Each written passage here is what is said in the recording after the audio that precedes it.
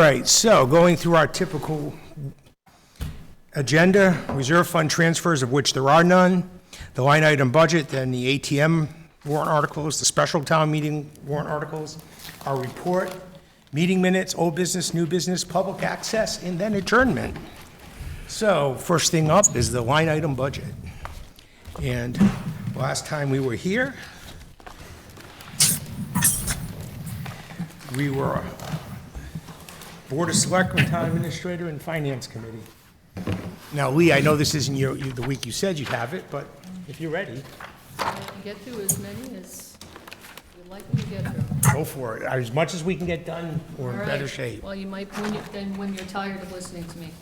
So before you get, are we gonna vote each one like we typically have done, or maybe hold these up and just have one motion with all the line items we went through at the end?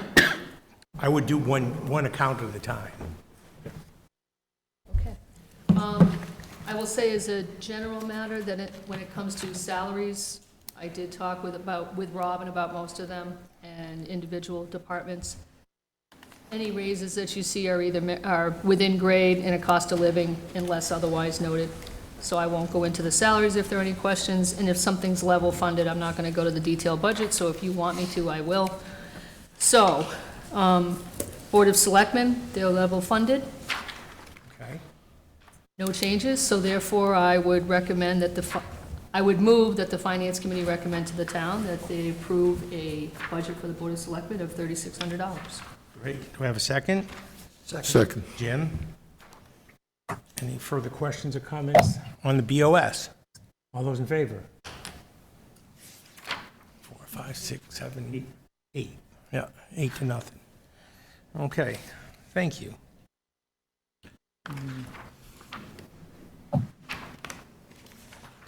All right, then moving on to the town administrator. You all heard the town administrator's presentation 2 weeks ago at the joint meeting. I met with Robin on last Friday, and the biggest increase in budget comes from the administrative assistant, the additional position you see there. And other than that, most is essentially small increases, nothing that's outstanding. And if there aren't any specific questions, I can answer them, but if there aren't any, I'm ready to make a question. Yes. On the merit pay incentive, the merit pay incentive is, the percentage is pretty high. Historically, it's only been for the for the last 4 years, it's higher than it's been in any of the last 4 years, going back to 2020. So I was just curious. As I understand it from talking with the town administrator, that is because there are more people in positions that are not members of union or participate in the grade and step pay. And so in order to... So I did look at that, and I found 8 people. Robin, is that correct? There's 8 people covered in that category? That sounds right, and then I'm also included. I don't know how that works. So, And she's in that as well. okay, so that's I'm capped at 2% this year, whereas the employees are actually going to be potentially capped higher. So I'm lower capped than the employees, but I think the additional money might be the potential for up to 2% for me, and that would account for a little bit of it. Well, unless my arithmetic is wrong, I divided that total amount by the number of salaries involved, and that comes out to a potential of 3.5% if divided evenly amongst the people included in that group. Correct me if I'm wrong, but a potential for... Did you add me into that? Did you add me into that, though? I added everybody into it. But This is the one little getcha I think she was trying to hint at. She's capped at a 2% raise, and everyone else is capped as 3% merit. so they're all capped? Yeah, So- so how do you get to 3.5%? So if that happens, if you're capped at 2 and they're capped at 3.5, then there's excess 3, then there's, in effect, there'd be excess money here that would go back into the general fund? If 8 is the number, I don't have the classification in front of me. I did this 2 But weeks I'm not ago, sure. so I don't have the 8 numbers. or, because I'm wondering if it's mine. So I'm gonna switch to my phone so that I can use my laptop and connect to work. So if you want to just like bear with me for a minute, I can get you the exact info, okay? Sure. I'm trying to pull it up. I'm gonna leave and come back in. And Barbara, just out of curiosity, are you using a headset? Because you sound way better than Robin does. I am not. I'm using my laptop. Huh. Maybe her microphone is better. Yeah, maybe. Hey, Jeremy must have given her, must have given her a better laptop than I've got. No, it's my own. It's my Oh, own. okay. You know what, I probably should switch over to my HP then. All right, I'll be back in a second. Thank you. I thought when we looked at, you know, and I thought when we looked at that, I was an additional to that 8, I thought I made 9, and that, if I had looked, when I looked at it, I thought that's what accounted for the difference, but I could be wrong on that. In your town administrator is the new greeter position across the street, right? Yes, that budget line item that looks so much higher is a combination of the increase of that new administrative assistant and the small increase I had mentioned for Michelle based on the reconstitution of her position. Right. And I'll restate that, it doesn't come out to 3.5, it comes out to just over 3% based on that average. Then that. With 9 yeah, that makes individuals in sense. that category, in that grouping, 9 individuals, including yourself. That sound about right? Yep. Okay. That sounds I'm about good. right. I'm good, the 3%, yeah, I'm good. So we're okay then? So hang on, so just so we're all clear as to what goes on in this line item here. So if you're one of those 9 individuals, usually a department head, right? Yep. And many of them are kind of like maxed out, right? But you sit here and you, at the end of the year, you get your general wage adjustment generally, assuming you meet or exceed expectations and so forth. You get your general wage adjustment, The 2.5%. or whatever the number is That's across what the it board. is this year. Yeah. You Yeah. get longevity pay, which paid out every year, not every, milestone year, 5 years, 10 years. And you get eligible for this piece as well. So there's several pay components in there versus you got to the end of the year and I'm, long-term tenured employee at the maximum of my grade. I have no ability to jump up unless I want to fill the next open TA position or wherever, or go to another town. And there are a lot of components in here that aren't necessarily, components that other municipal employees in other communities necessarily see, or many folks working regular jobs get. So there are a lot of pieces, and I grant merit that this is, based on goals and achieving those things versus just showing up. Right. So there. That's my understanding how that works. Merit. Yep.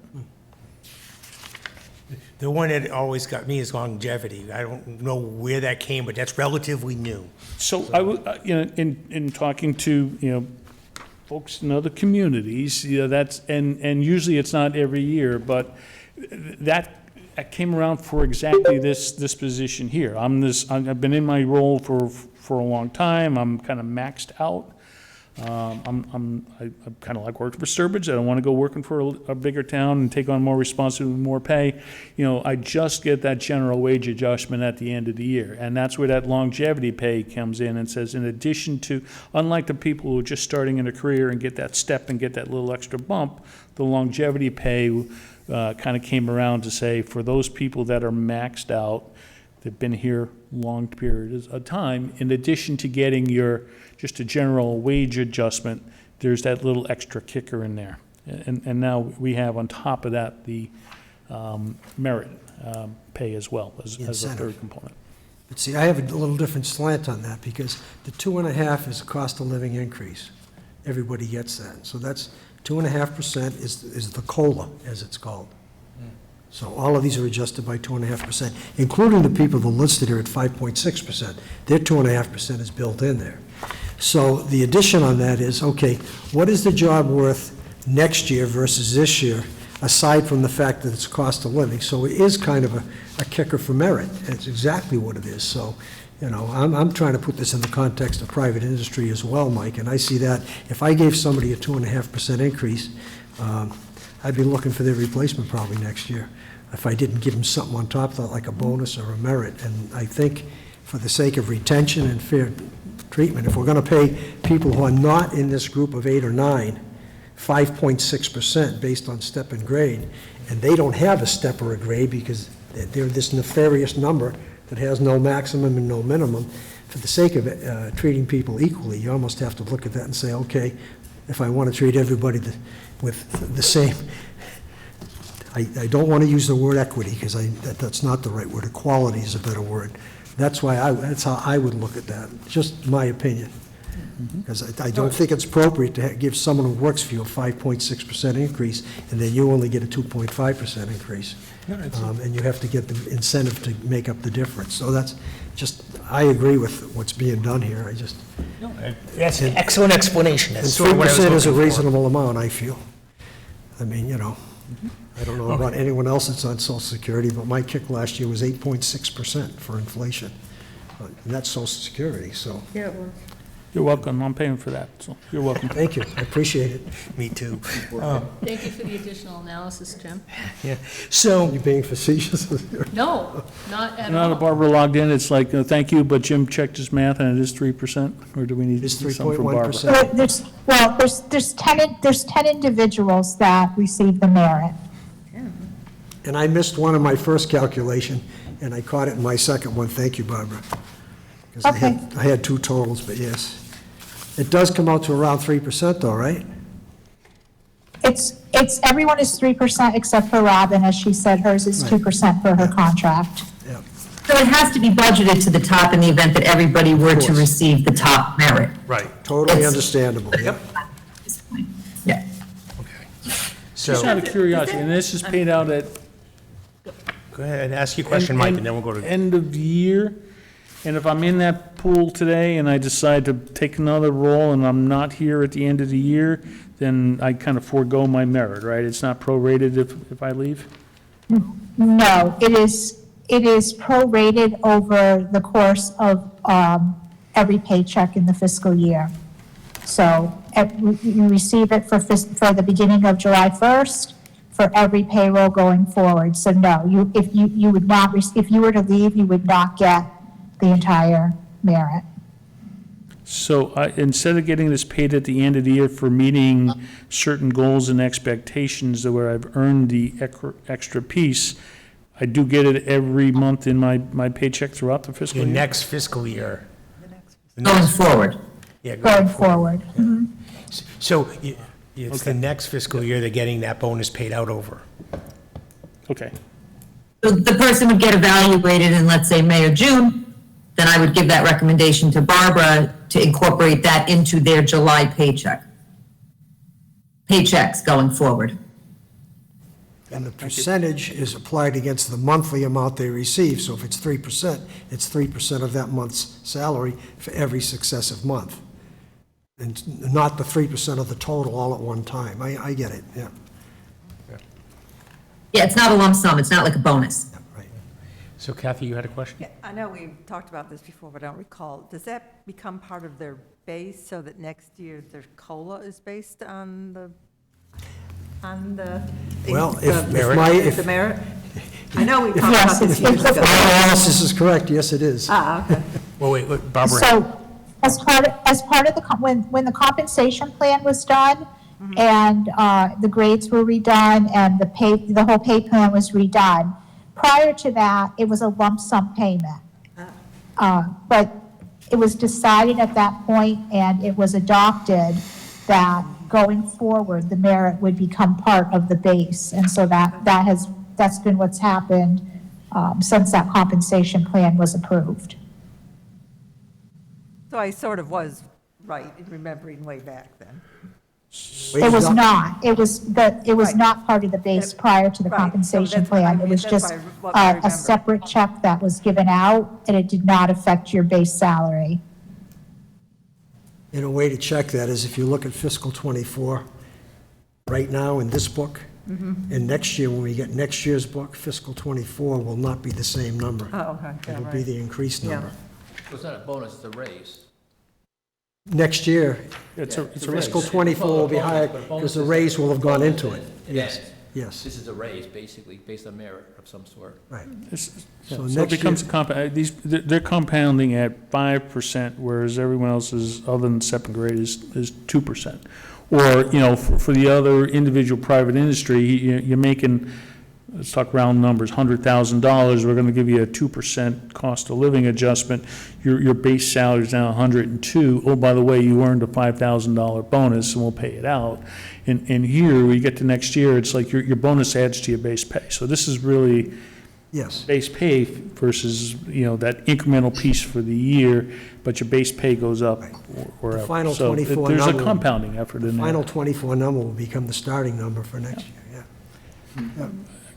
I understand we need to competitive, I understand that this is the model that's been established. I think relative to a lot of other municipal communities, it's generous, and I realize we need to recruit and retain, and that's part of what it's doing, but I feel that there's a, there's a generous side to this component here. And I would make the point that compared to the private sector, it's typical.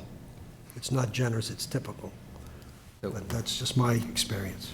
If I could, through the chair? Yeah, I please. think the best way to look at that is to do comparatives. So if you look at what our directors make comparative to other directors of similar sized communities, I would say the salaries are fair, but they're not disproportionately high as a result of this type of increase, which in many cases, some of those people are still receiving automatic steps, depending on how the structure's set up. What happens if you don't do something like this is your labor employees and the employees, the non-union employees that are still on the step system, eventually actually will pass the directors if you don't have some type of either a merit or an increased step, or you don't set your classifications with a high enough difference.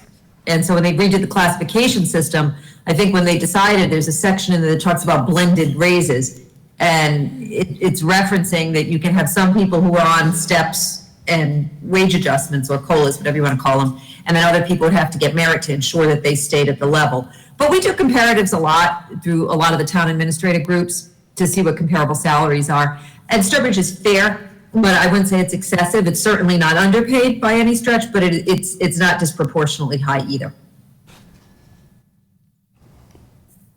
Good. Okay. Now, the one thing to remember, we've discussed this, and it generated a lot of discussion at the joint meeting with the BOS about the council, the center office pool admin. And so the only thing I want to know, Robin, is I'm not opposed to the position, but have you given any thought to what you're going to consider as a success or failure factors of that position? And so that if we know how 6 months in, 9 months in, is this position working or not? Yeah, I think part of it's going to be informally a measure of what kind of feedback I'm getting from the public, because I know where I have issues right now. I probably will have Michelle do a work assessment on the person that's in there. Keep a log as they're working, what percentage of hours are they working for each department generally, what types of work they're doing, and where they're seeing shortfalls. So I think it probably a 6-month point would be a good time to sit down with whoever's in that position and get an assessment. And then the other thing I want to do is talk to each of the directors in that department and see what they're finding as far as the efficiencies from having that person. They're going to know better than anybody if it's helping them be more productive, if it's helping them move forward on projects and get things out faster for the public. If we're getting a more efficient production of minutes from meetings, for example, that's a role this person might play, take the notes that someone takes or listen to a meeting and do minutes. So a lot of it's going to be at 6 months looking at what they've done and then considering, is there more, and sitting with those directors and saying, do you need more from this person? Is this person filling their time all day? And a lot of that's going to come, like, as I said, from Michelle doing sort of an analysis of what that person's doing on a day-to-day basis. Okay, thank you. Any other questions and comments?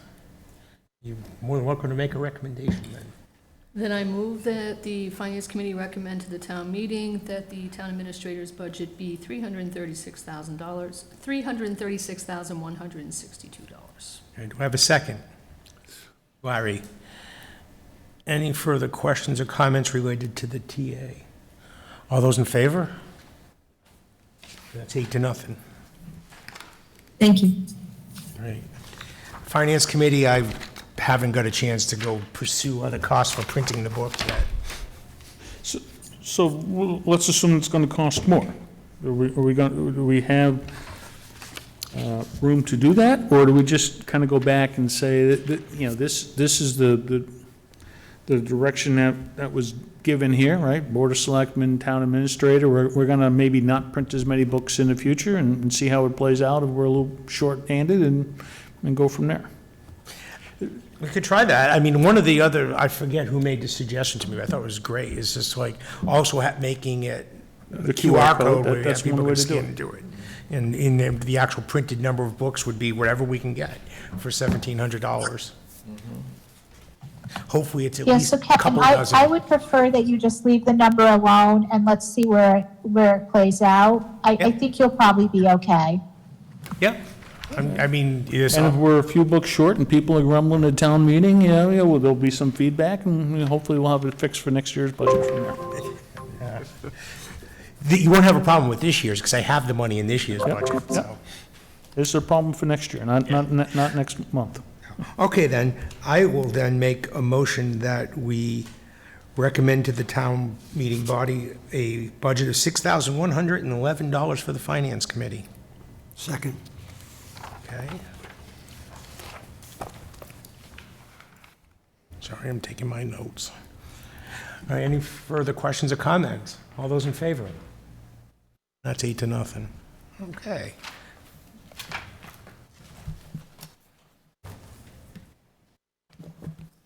We're on to page 2, which is the town accountant. All right, on the town accountant, as I said, step and grade factored into the increase in salaries. There were some additional increases in purchases of services. Those were related, as it was explained to me, for certifications and conference attendance that had been down due to COVID, and some new conferences that they want to attend. I can go into more detail, looking at the detailed budget if you'd like, but there's nothing. No, training is always a good thing. Yes, it is. Any questions? Okay, then I move that the Finance Committee recommend to the town meeting a budget for the town accountant of $117,045. Have a second? Larry? Any other questions or comments? All those in favor? It's 8-0.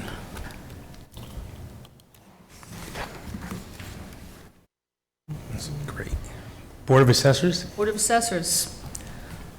All right, on the Board of Assessors, I did meet with Annie, and again, she's at her last step grade available, but that accounts for her salary. She did sing the praises of her highly skilled, awesome assistant, and I guess if you go on the website, she's described as awesome assistant. And her cost, her rate, her increase in salary is cost of living. The other increased costs that you see there are due to the increased cost of vendor software. We kind of have to take what they have. And one in particular was for the personal property tax for second homes and businesses. That software, I guess, is unique, so we were tied into it. Okay. Can give any additional questions, or any questions on this budget at all? No? All right, then, no, if there aren't any questions, I move that the Finance Committee recommend to the town meeting a budget for the Board of Assessors of $171,908. Larry seconds. Any further questions? All those in favor? That's 8-0. Finance Director. Finance Director, this is an awesome budget. And I don't think there'd be any questions, but Barbara is here to answer them if you have any. We've discussed the salary issues. Not seeing any questions. I guess I gotta ask, on the salary line item, that's 30,000, is that just step and grade, or is that added position? That is step and grade.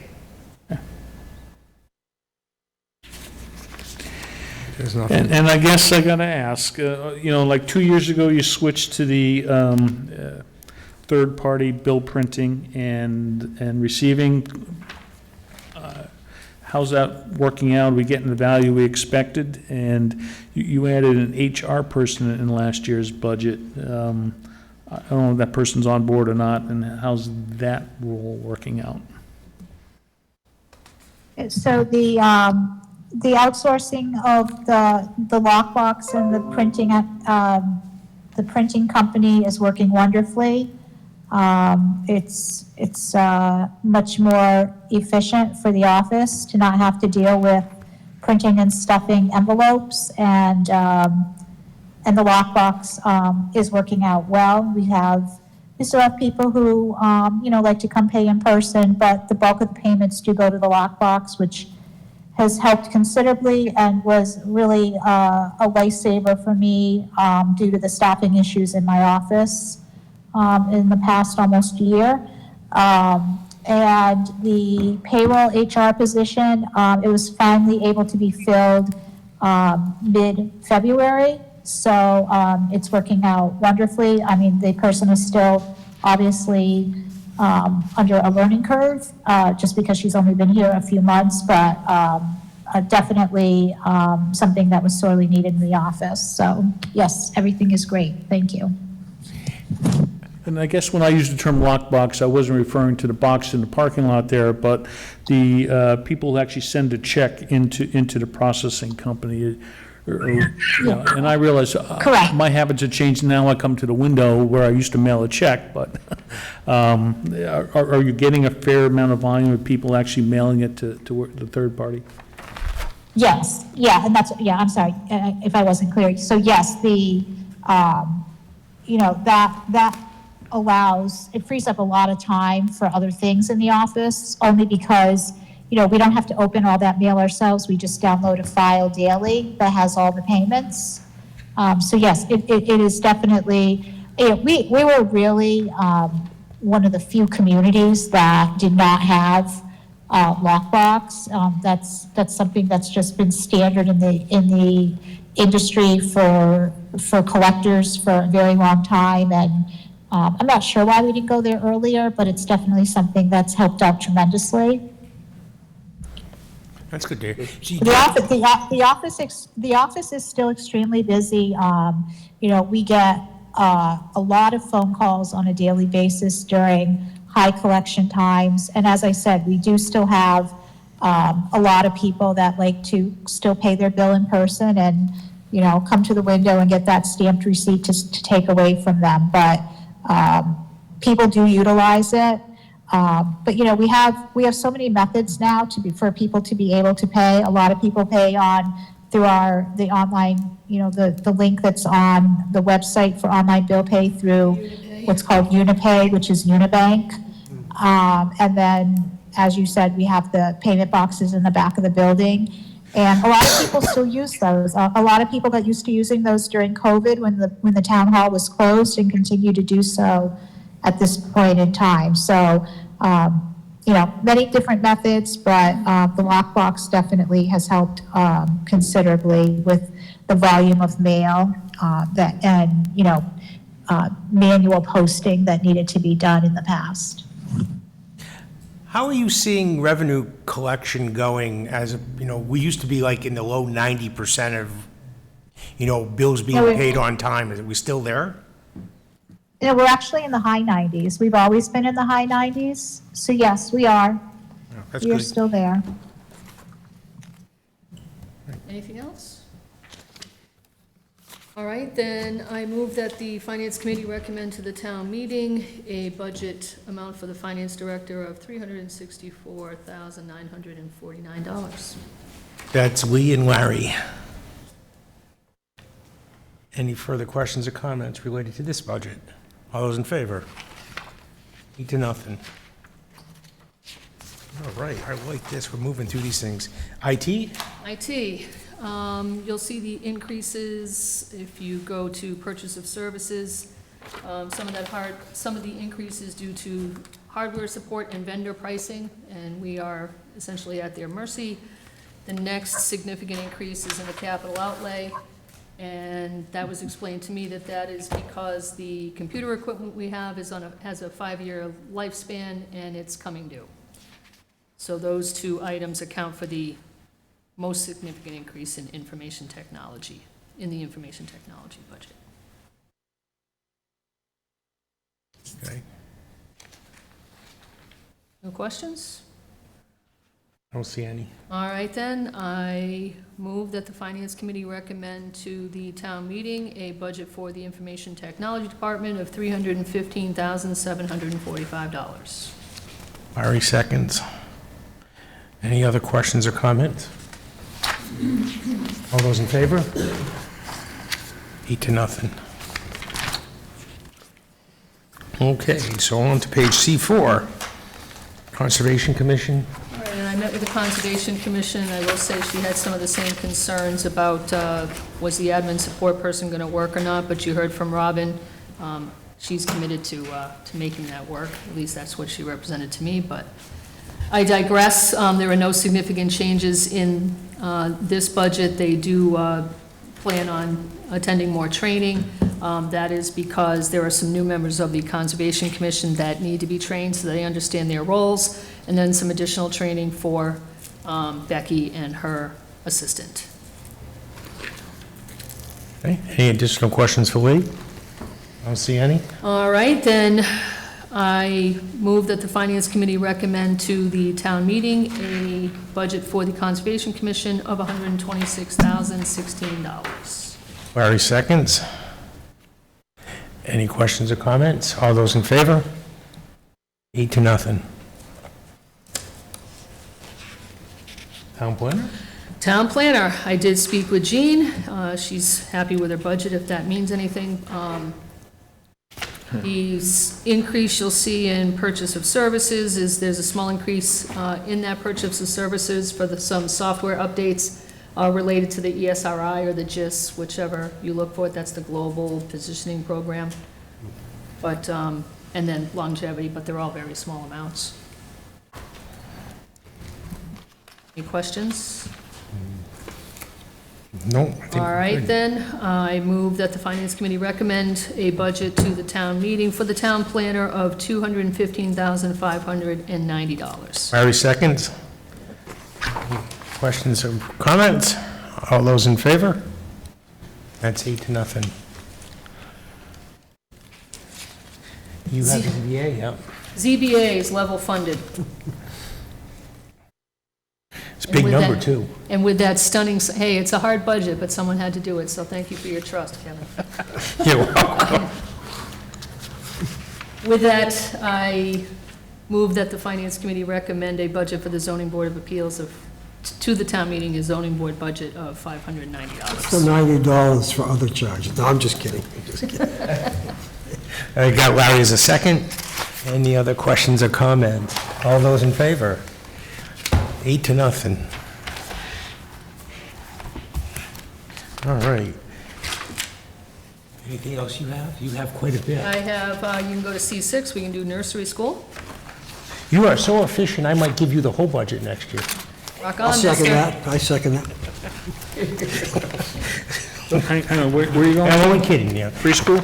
Nursery school. Nursery school, page C6. D21 for those of us who work there, okay? Yes. Or- So you might see that there was a large increase in the fire alarm as, first, the ARPA funds paid for a new fire alarm system. However, the fire alarm still needed to be replaced or upgraded to fit into code, and the monitoring costs are also more expensive, as is the testing costs. And other than that, it's small budget. Any questions? I move that the Finance Committee recommend a budget for the nursery school to the town meeting of $5,400. Larry seconds. Any further questions, comments? All those in favor? Beautiful. 8-0. 8 Brookfield Road. I know Jim had a question when we were in one of our last meetings on, we already did testing. What is this testing for? This testing is for for asbestos and lead paint,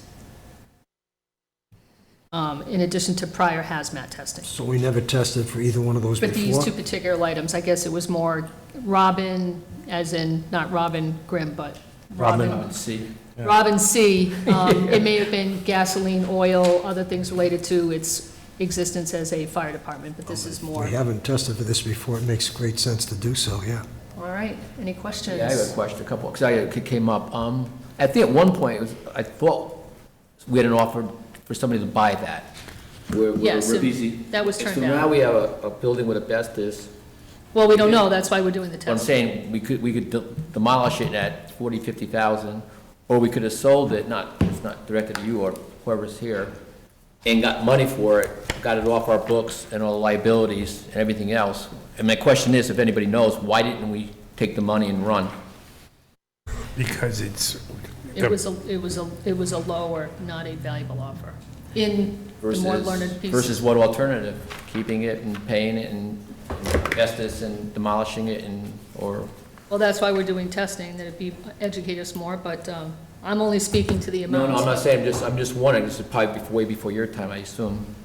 There was one thing that was pointed out to me about if we, based on the design of the town for, entry from the east and from the west, and that's the western gate into the town, but someone who was a former firefighter pointed out to me that if, for some reason, we gave up that property and someone built on it, and we had to get an emergency vehicle, particularly a ladder truck, to that end of town, we'd have a hell of a time making the turn onto 140 out without being able to cut the corner going through there. So that should be a consideration before we ever give up that piece of property, because it's a right angle there at a light, and that could be a real safety. And this was a firefighter, No, a that's- retired firefighter that pointed that That's out the to me. reason, it's, That he wouldn't give up that control of that corner just for the, It's one to of, have the access. yeah, it's one of many. That was one raised. There's talk of an alternative use as a public building, but we can't make any decisions on that unless we know what we're facing, but.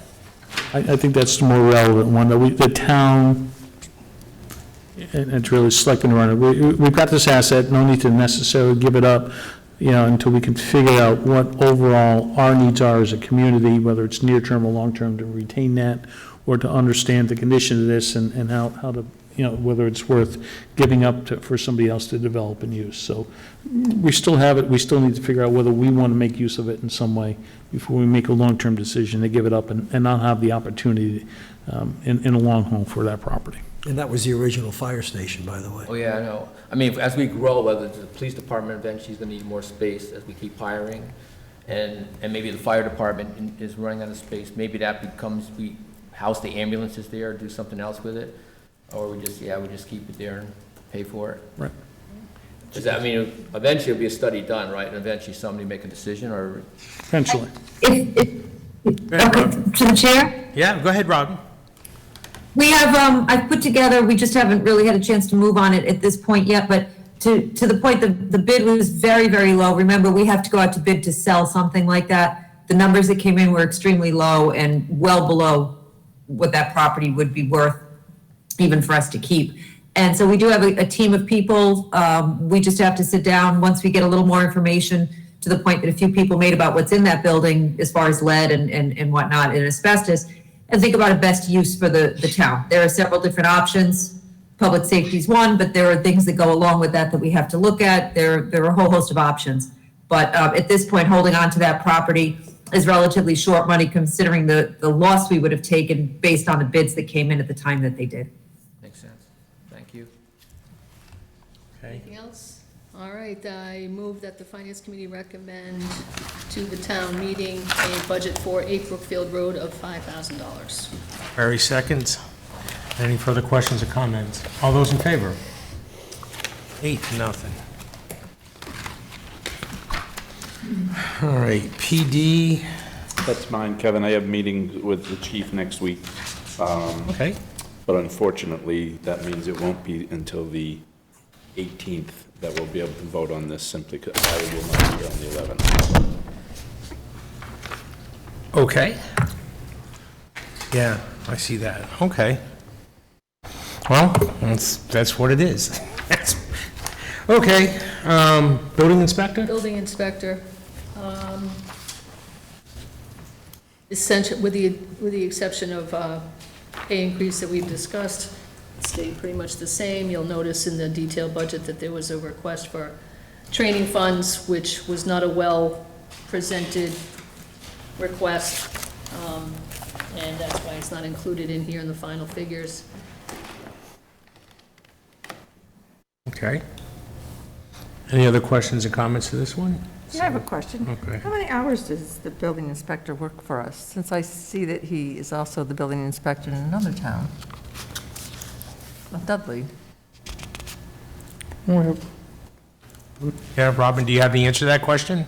The building inspector profile is not, I don't know what the reference is to Dudley, except maybe he fills in when they're out, like we bring in, Ron DeSantis is listed as an inspector for us when Nelson is out. But he is a full-time inspector for us. I can't say off the top of my head if he does some part-time work for Dudley, but he is our inspector. Well, he's listed on, But there is a protocol where they do help each other out when one's on vacation. well, he's listed on the town website of Dudley.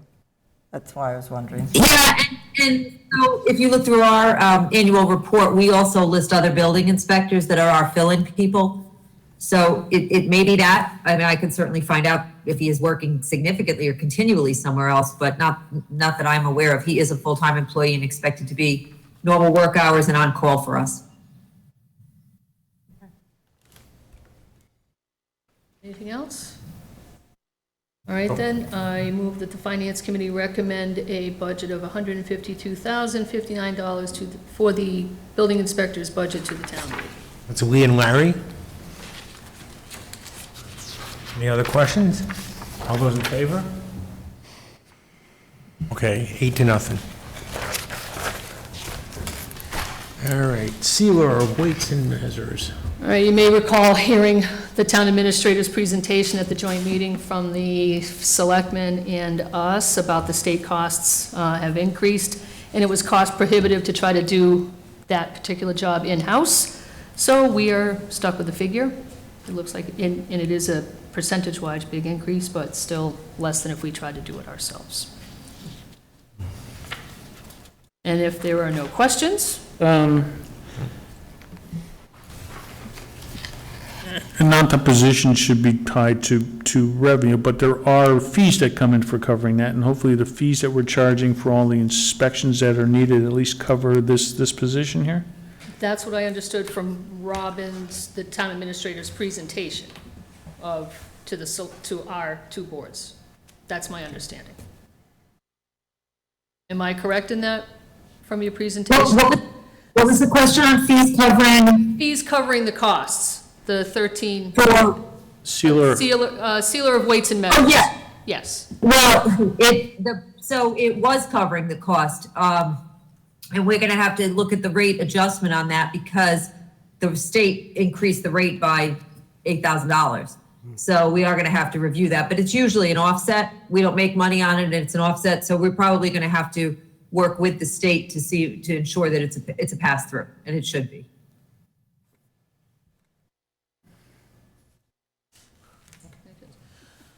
I move then that the Finance Committee recommend to the town meeting a budget for the sealer of weights and measures of $13,090. Harry will second. Any questions or comments? All those in favor? That's 8-0. All right, we're on to the inspectors. Electric and plumbing inspectors, they are level funded from last year. Still need to move it. Just making sure that there weren't any questions, but yes. I will then move that the Finance Committee recommend a budget of $53,278 for the budget, for the inspectors to the town meeting. That's a little awkward, but you got it. Larry seconds. Any further questions or comments? All those in favor? 8-0. Beautiful.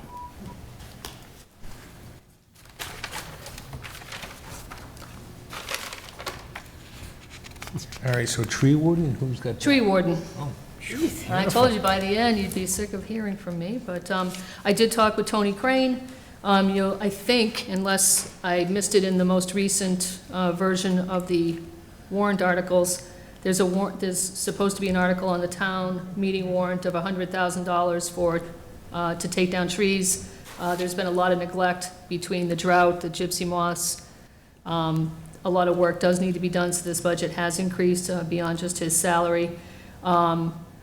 Mike, your question might be, what are we going to do if the warrant article doesn't pass? There's going to be a lot of work that doesn't get done, and it's going to stay within this budget, and Tony is looking forward to it, hoping that it passes, but if not, he'll be prepared to address some of the more dangerous trees next year, but he'll get as much done this year as his budget permits. I might have gone the other way, because I think it wasn't more than 2 years ago where we paid at least $250,000 to fund a large-scale tree removal because of whatever.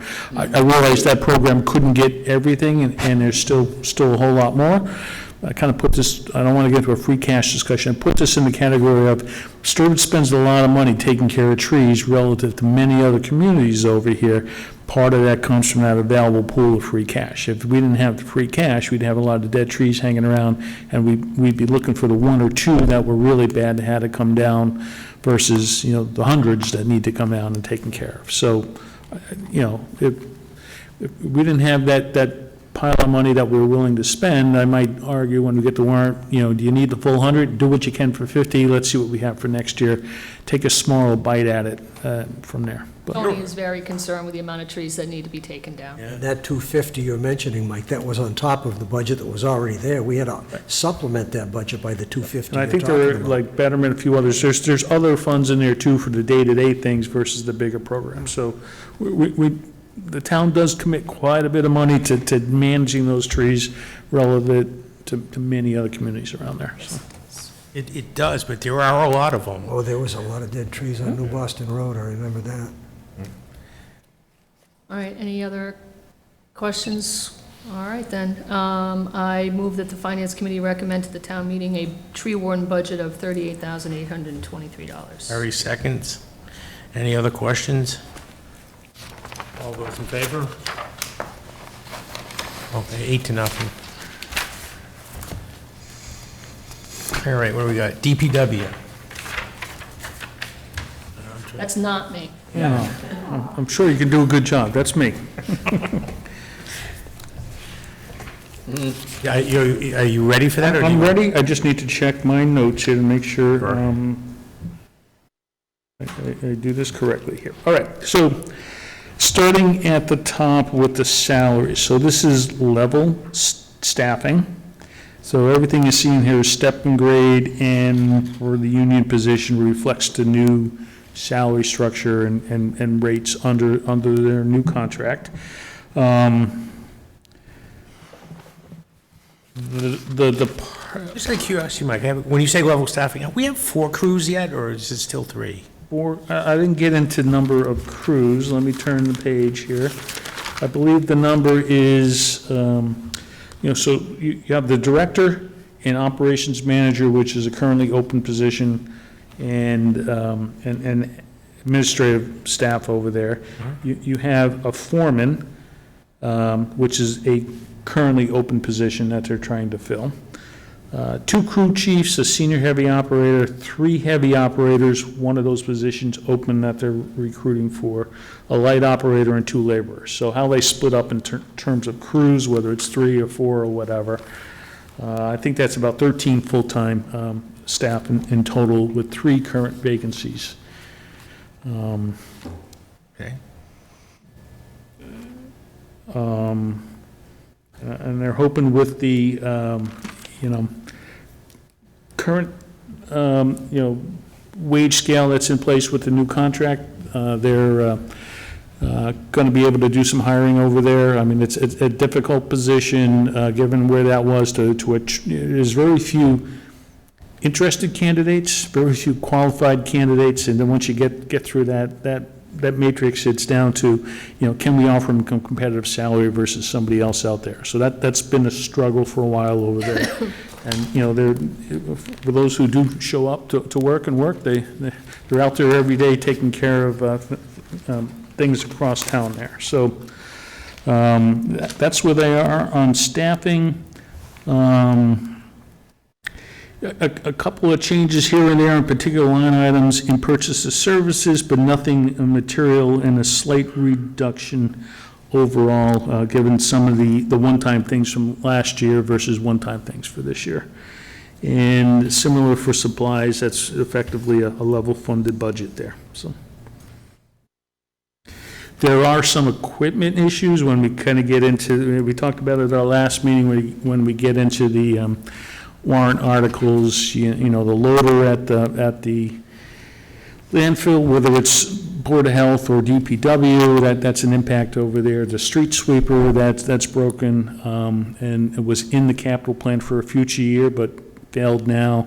There's a couple other vehicles that are there. You know, if you look at the street sweeper, you know, we don't use sand, so it is less to sweep up, but we still have, you know, part of our stormwater discharge permit, are required to sweep roads twice a year to minimize what gets put into our storm drainage system and ultimately downstream from there. So you kind of have to maintain it in addition to just, you know, keeping the roads nice and clean. There's a permanent implication there. We do need the crane for cleaning out the catch basins that broke the tool there. So, again, we heard last week there are a couple things that failed pretty quickly. There's a bunch of vehicles that are on there that were in the capital plan for year 2 and year 3. They just can't make it to there, so we'll have to address those in the warrant articles. I would also say overall, the rest of the fleet isn't necessarily brand new and ready to go. So I know we have a program where we get, one new school bus every year, so they're on or 2 or something, that's in the school budget, but to make sure that they're always recycling those and there aren't any, buy it an emergency. I know we keep 2 cruisers in the operating budget for the police department so that they're always rotating out. We change out computers every 5 years. The ambulance, we have a stabilization fund because we've got a 7-year replacement program. So I know Heather will need to work with Robin because they haven't necessarily focused on that. And the other equipment over there, has got signs of age. It's used all year long. It's sitting outside because we don't have a garage to put those vehicles in. That's one of those other big projects after we get through the senior center. So there's other equipment issues, and they're going to kind of get their hands together on coming up with a more asset management-based plan of a dump trunk lasts so many years, and so we should plan it in there, and the pickup trucks only last so long, and so forth, and get those in a regular cycle and for the future there. But, so that's where we are there. Yep. I was just reading the front-end loader purchase article here, so it's here, so. Oh, yeah, that's the other one. So, yeah, that's right, yep. Okay. I thought there was another piece of equipment similar to that that had a problem as well, so. There was the street sweeper was an Street emergency sweeper. replacement, and this front-end loader was, Front-end loader that's was what we the learned one. last week. Yep. Yeah. And the crane. And the crane. Crane, too. Well, the crane was already in here. It was last week's 2 surprises that. And then you get to the water department, there's gonna be a piece of, there'll be a truck in there for it. The DPW is getting the catch basin cleaner with the claw on the end. The water department will get the thing with the crane on the end to lift material for the water department. Can sensitive equipment be used in the old fire station? It's really sensitive to be outside? Can we house it there? I don't think it's big If you see enough. something's outside and it's causing a problem with the equipment, can we, I know it's probably not as close as you need to be, but I'm just saying, why not? I wouldn't discount that, but I'd say, given that other building, you might house some smaller trailer type stuff versus the day-to-day pieces of equipment. that are being used. I don't know if you could even do that because its last use was for offices for the Tantasco Regional School District. So it was converted to offices, so I don't even think there's places to pull in like Not a even a stall vehicle. or anything. Yeah, exactly. I don't think they have those doors in the front anymore. Or- Yep.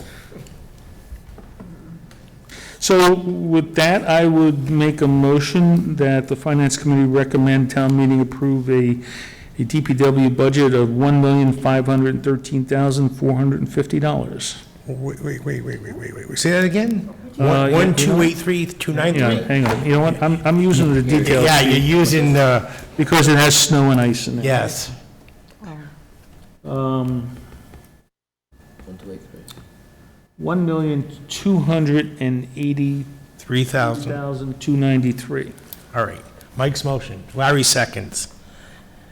Any further questions or comments related to the DPW? All those in favor? Joe, I'm sorry I didn't catch you. 8-0. Sorry. Town road maintenance? Yep. Yeah, it's all buried in that one big budget on that page. Yeah, what sheet do you want over there? I'm on page You C9. know what? I happen to go right to it. So town road maintenance, that's the maintenance of the Private roads. private roads in there. So there's no change for what we've done in past years in budgeting. So I'll make a recommendation, the Finance Committee recommend town meeting approve a town road maintenance budget of $6,000. Larry seconds. Any other questions or comments? All those in favor? Okay. This time, Joe, I look at you right away, and then you were ready at the end. 8-0. All right, snow and ice removal. Yep, just, where are we going here this year? Just modest increase in the overtime-related expenses due to labor there.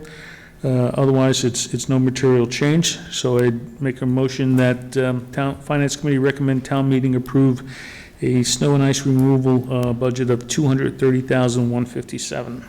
Larry seconds. Any other questions or comments? All those in favor? Yeah, count me in. Nothing. Thank you.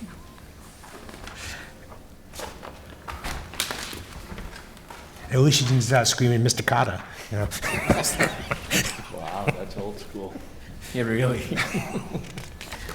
Okay, so C10 is done. We're on to recreation. Recreation, discussed salaries already. Haven't heard from you in a long time. That.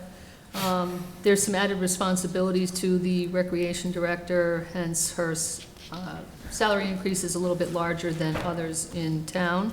I think we heard about some of those additional responsibilities, farmers market being the primary and most visible one for Ms. Roszioli. Why is, I was not at that meeting, so why is she there? I thought there was a person. There were who had a volunteers, stipend. but she, But there's a person who has a stipend, I thought. well, as it was explained for why her salary went up, is she has additional responsibilities, and some of them are related to the farmer's market. And she's been, I guess there was also additional component that she's been doing a bang-up job on getting the bonfire, the activities at the recreation department, at the recreation center. She's doing more work. So the fact that it says, long-term capital projects, that wouldn't be her, right? That's not, that's kind of. Department head salaries is what is. Well, that's what, yeah, but the explanation given on page B5 is that, for the farmer's market and various long-term capital projects. But wouldn't it have?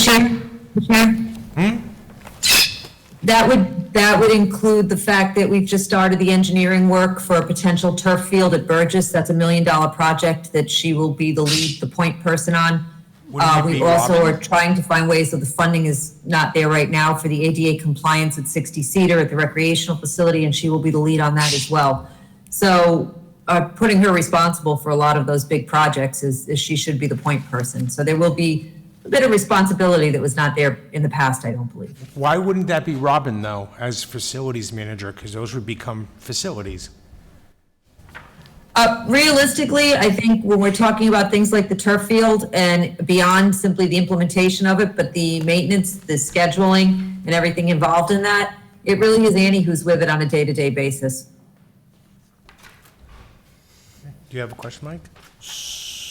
I heard the increased responsibilities, but I thought last year, the year before, let's go prior to this budget year here, this is a full-time position, right? So you're not increasing her hours from 30 to 37 or 30-something to a full-time. She has been a full-time employee last year. Yes, there was some misnomers about that she was not a full-time employee. I'm not sure where or how that came. There was a lot of discussion about this during the classification restudy, I believe.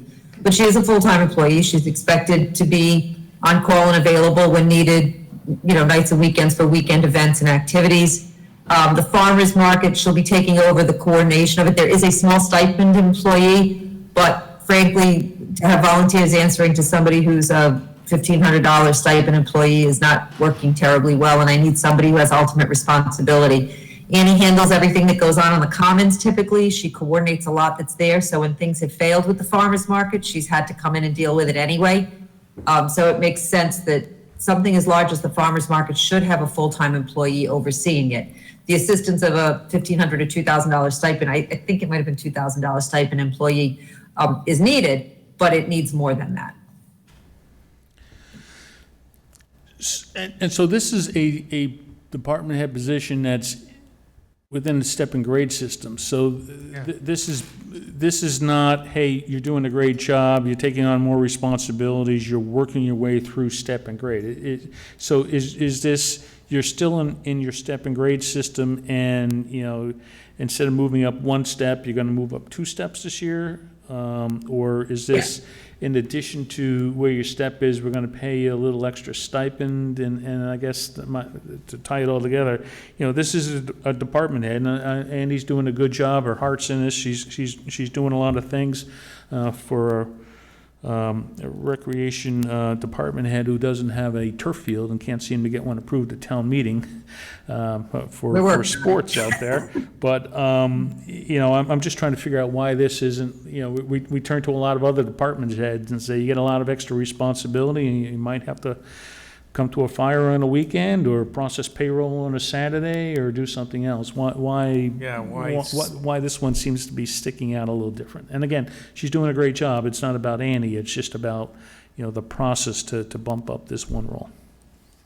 So this one stood out to me for a few reasons. Number one, as I said, I added responsibilities that the position had not had in the past. I do think in looking at the classification system, when I look at other positions that are at higher grades, this one is unusually, is lower than other jobs that it would normally be on a similar grade with. I don't think there's much will to mess around with the grades too much, and I don't think there was a need. Instead, we just adjusted a couple of steps for her to add some compensation for the extra responsibilities, the oversight of what we are hopeful will be the turf field, working on writing grants. She's working with Jean Boubon on the MassWorks grant right now for the ADA, though we may hold on it just because the cost came in very high. She's coordinating on the bids right now and the contracts. I think it's a good distribution of work. I think it's something that I would want my recreation director to be involved with. She knows what the field's needs are more than anybody. So it's really added responsibility. And I will also tell you that I tend to look around at comparative departments. She oversees a large number of people in the summer. She has tremendous responsibility and oversight in the summer of our beach programs, our lifeguards, things like that. In the winter, it's a little bit slower, but I'm hopeful that, you know, again, she has the Christmas events and the Thanksgiving events and whatnot, but I'm hopeful that at some point we will even have winter programming if we can find a facility to do that type of stuff. So I'd like to see recreation grow a bit. And if we do get that turf field, there is going to be significant responsibility for scheduling and managing that. So it just seemed to me that it warrants a little bit more. And I will tell you that the pay for a recreation director, again, in a town this size, is one of the pays that was on the low end of the scale. You mentioned the farmers. And she did ask for an assistant. I did not give her an additional position other than sharing the pool person. You mentioned the farmer's market, right? Is that mentioned in here? It is. What do we charge for each of the stalls? Can we increase those? It seems like there's a demand that there's a lot of people that want to do it, and they can't all do it because we might have 20 people that want to do it on a Sunday, and we only have room for 10. Can we increase for the stall and then take that extra revenue and help offset what she does and for supporting it? Well, you'll see in the warrant, there's an article to establish a revolving fund, a farmer's market revolving fund, because right now, I don't know what the fee schedule is. There's very limited fees charged, and there really should be because there are costs. So what we're looking to do is create a revolving fund where we start charging those vendors to come in. That will help offset the cost of, for example, the police details or anything else, the electricity, that we might be able to pay out of the revolving fund. So in doing that, effectively, it may not go directly toward that salary, but it does go toward town funds. Yeah, I was going to say, Or offsetting costs. yeah, because that's one way to do it. Go ahead, I'm not Larry. so sure that those folks make a ton of money, that we really want to put fees on them to make a profit. We want to have the, you wanna- offset whatever's going on. Yeah, we don't want to put on the taxpayer. They're not stressed out. Go ahead, Larry. There is precedent for additional, for awarding additional responsibility and commensurate salary increase. The immediate past police chief became the emergency director and was paid separately for that added responsibility, emergency management, so that town employee was the police chief. He was also the director of emergency management, which took a considerable amount of time. So that can be viewed, I think, as precedent for what is being discussed now. Those were two separate positions, and he took over a vacant position in the roles and responsibilities. The only thing new I'm hearing here is the potential responsibility for a field. And when this person was when this position was graded and all the responsibilities were in, the whole thing about the rec area in the summer programs were in existence. They graded that position as it was, knowing that the rec coordinator handled a large summer contingent of lifeguards and people handling the, arts and crafts programs and things like that.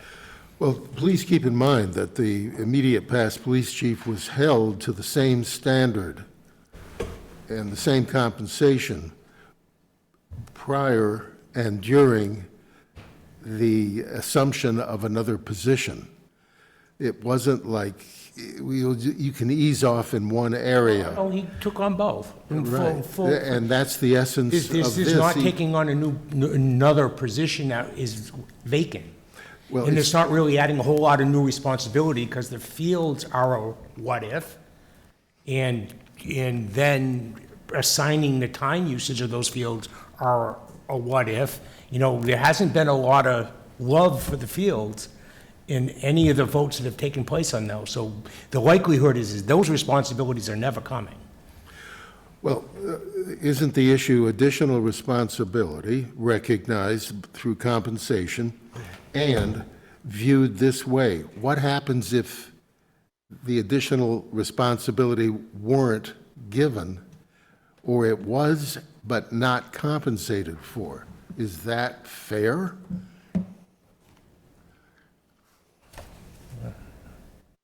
I have a comment, because I looked at this, and Robin, please help me with this. I believe that the farmer's market runs approximately 4 months, June, July, August, September, and it runs on Yes. And it runs on Sundays from, I think it's 8 to 12, maybe a little longer than that. It's at least 4 hours. So if I do this simple arithmetic, at Annie's current rate, based on what she's making today, and I take her equivalent hourly rate, and I multiply it times those hours, times time and a half, and deduct that amount from the proposed salary, her increase, aside from that money, comes out to just over 5%.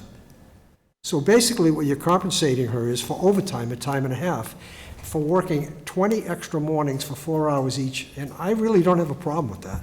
I don't, because it comes out to 5.4% if you take away that extra Why aren't we $4,200. compensating every other department head for all the additional hours they put in then? I Well, mean, it's because part and role of the they're not put on responsibility. a standard schedule to go in the same place every Sunday from 9 to 1 or 8 to 12, every week for 20 consecutive weeks.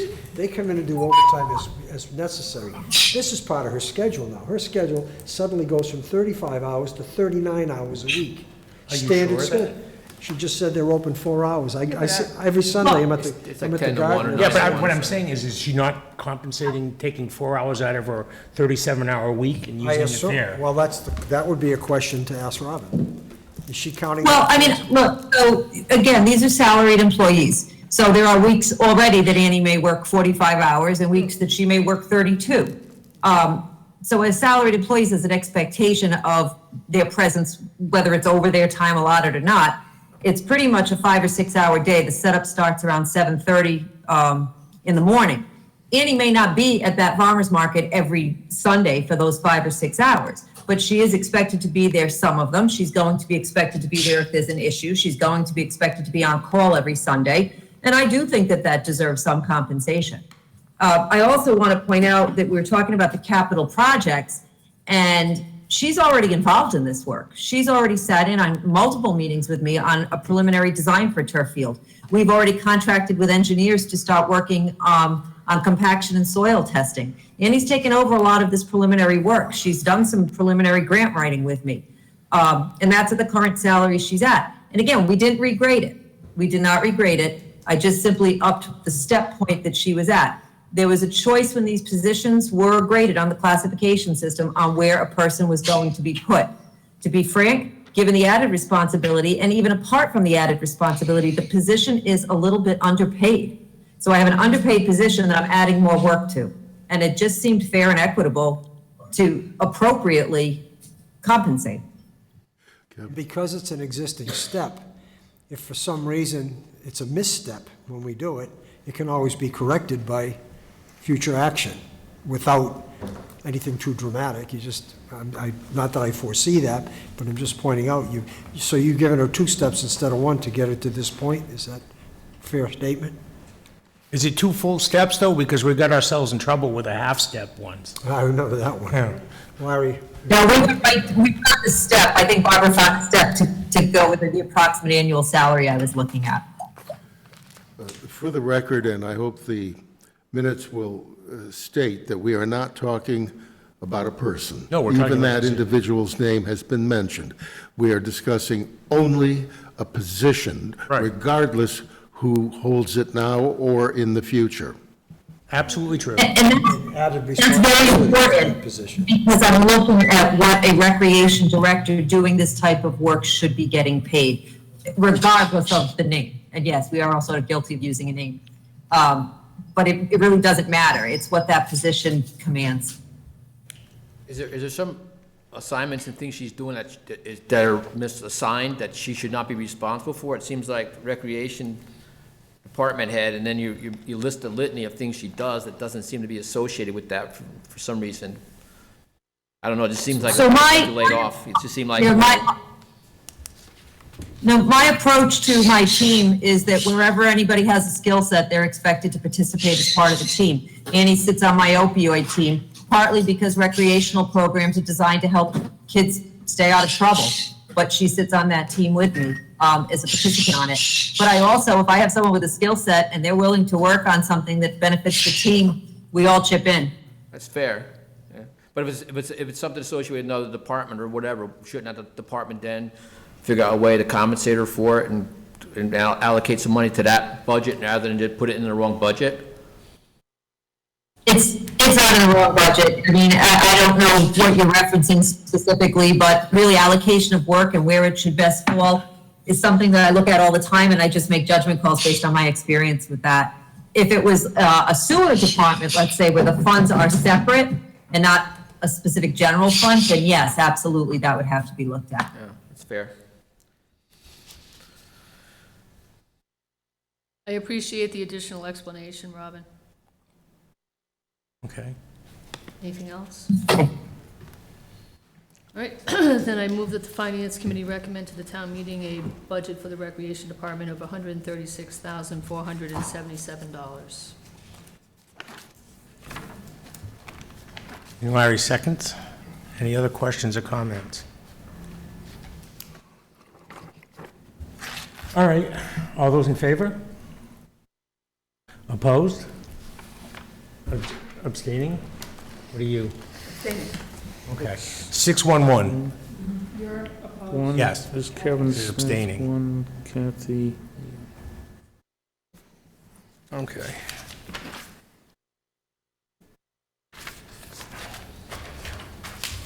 All righty, moving on. Trails. Trails are level funded, modest budgets.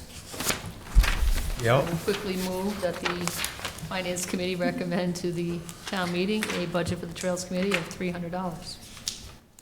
Larry seconds, okay. Any questions? Actually, I do have a question on the trails. I know they do a heck of a lot of work for zero money, basically. You know, they're all volunteers, but do they, I mean, I know that the open space and trails get a lot of money from community preservation, does any of that go to help them in the trail work? I mean, they're constantly working, they're, they Yes. work every month, and, I go on those volunteer crews on Um, occasion. Rakes, signs, water. right, are they getting money? That's what this is That comes from covering? Betterment. That comes from, do they get some money from Betterment too? For- I thought- Yeah, they do, but Yeah. it just seems like, Betterment, grants, that's mostly where okay, it's coming from. all right. So there's a fair amount of funding that goes to buy, the different vehicles, the different equipment, there used to be that group of, I want to say, students would come in for a week or two and camp in town and do their thing.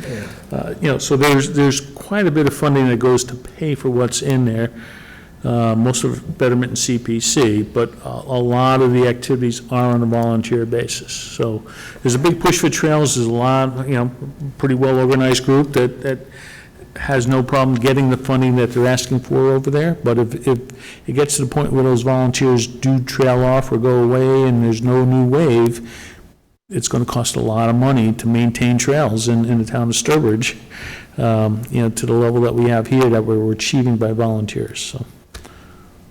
I guess I would just, it's in a lot of budgets, I guess. Maybe sometime I'd like to see the connection, how much is going to that trails. I mean, they do a great job, obviously. Yeah, so I think if we go through at the end and add all up, all the little pieces of where it is, it's typically Not now, $50,000 to not now, but- $100,000 a year kind of goes towards it, so. Well, I'm not on the Trails Committee, but I am a volunteer, so I'll plug it. Yeah. No, I know they do a lot of work, you see that they're And doing. it's fun Work for some of things us. every month or so, and. Did I move this? Yes, you did. I have a first and a second. This would be the point for the conversation part Yes. technically, but No, it just, I'm going to find out though, so thanks for raising it. it just seems like, I don't know if it's in the town report that, wow, we do all this trail work for almost nothing, but almost no money here, but we're getting help from this account and this account and this account. Be interesting to see that all lumped together, maybe in the town report or something. I will Or ask. maybe it is, and I haven't read it yet. okay. Any other questions or comments? All those in favor? 8-0.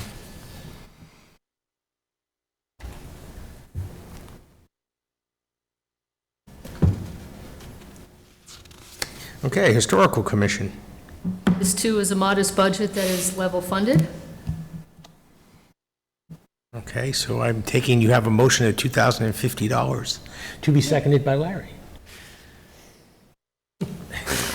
Okay, Works for me. all right.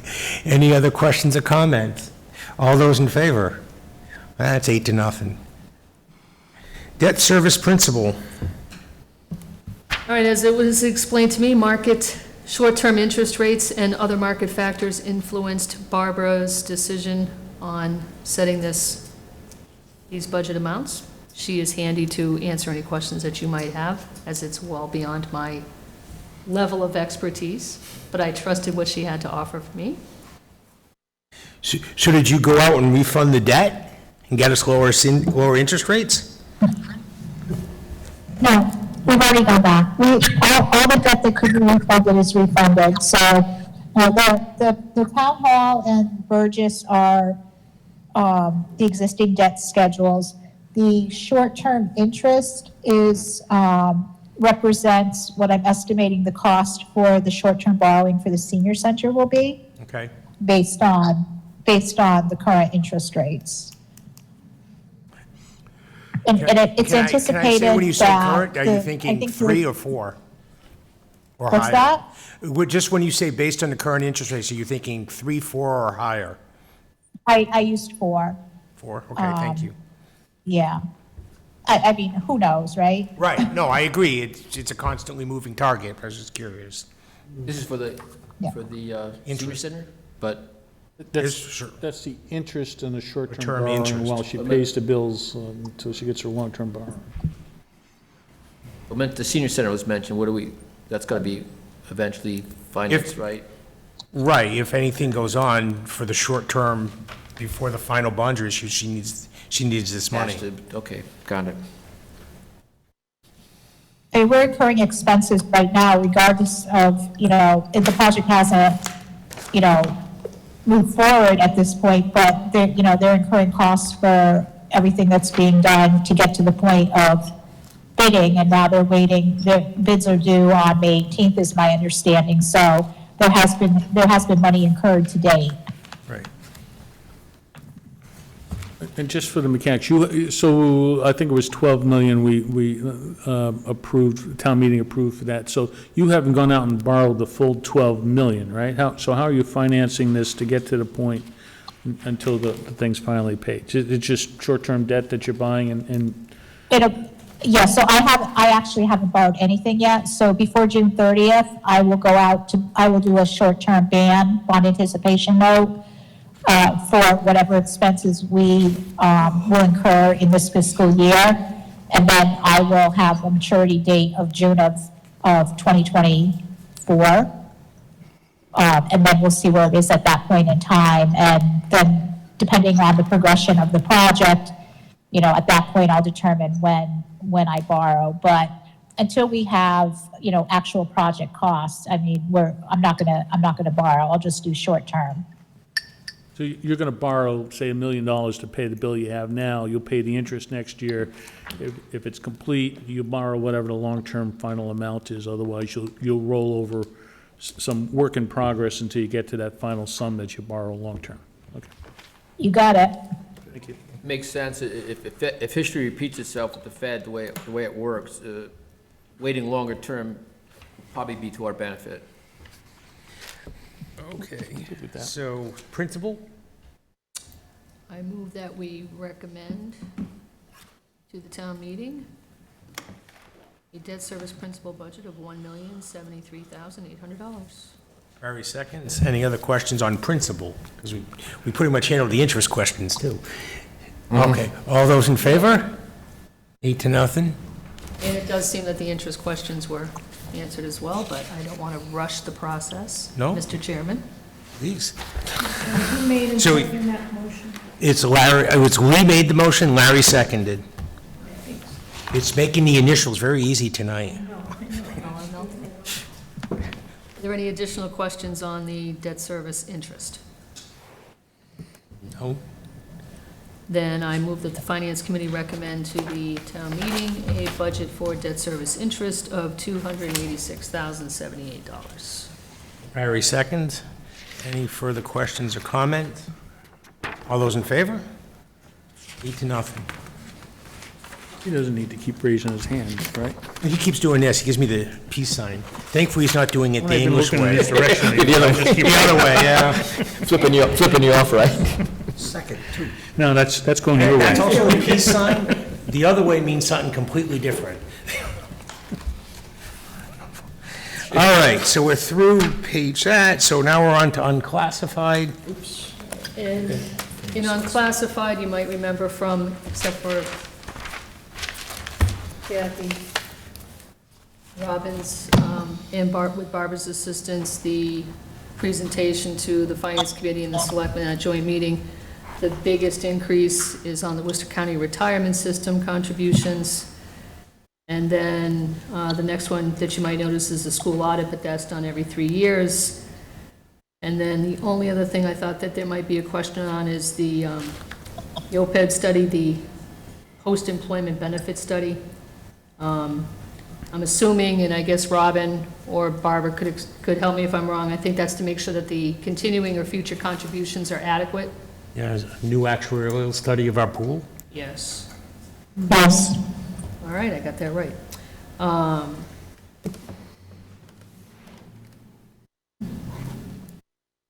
Good, then I recommend in the unclassified, Bless you. bless you, Bless you again. budget that the Finance Committee recommend to the town meeting a budget of $5,128,870. Larry seconds. Any other questions or comments on the unclassified? All those in favor? 8-0.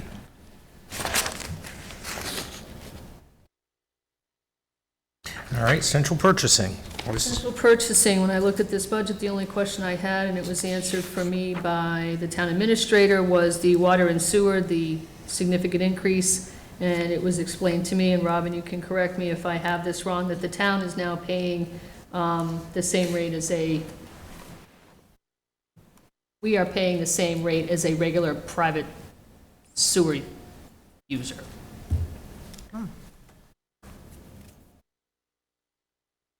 We pay rates, we increase in the rate, it reflects. So it went up for the town, it went up for citizens, it went up for the town. Right.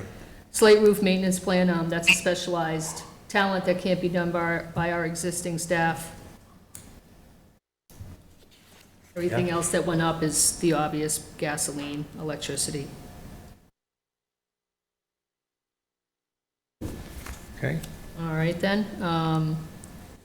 Then I move that the Finance Committee recommend to the town meeting a budget for central purchasing of $436,800. Larry seconds. Go ahead, Mike, you have a question? Yeah, I guess because electricity is in here. Yep.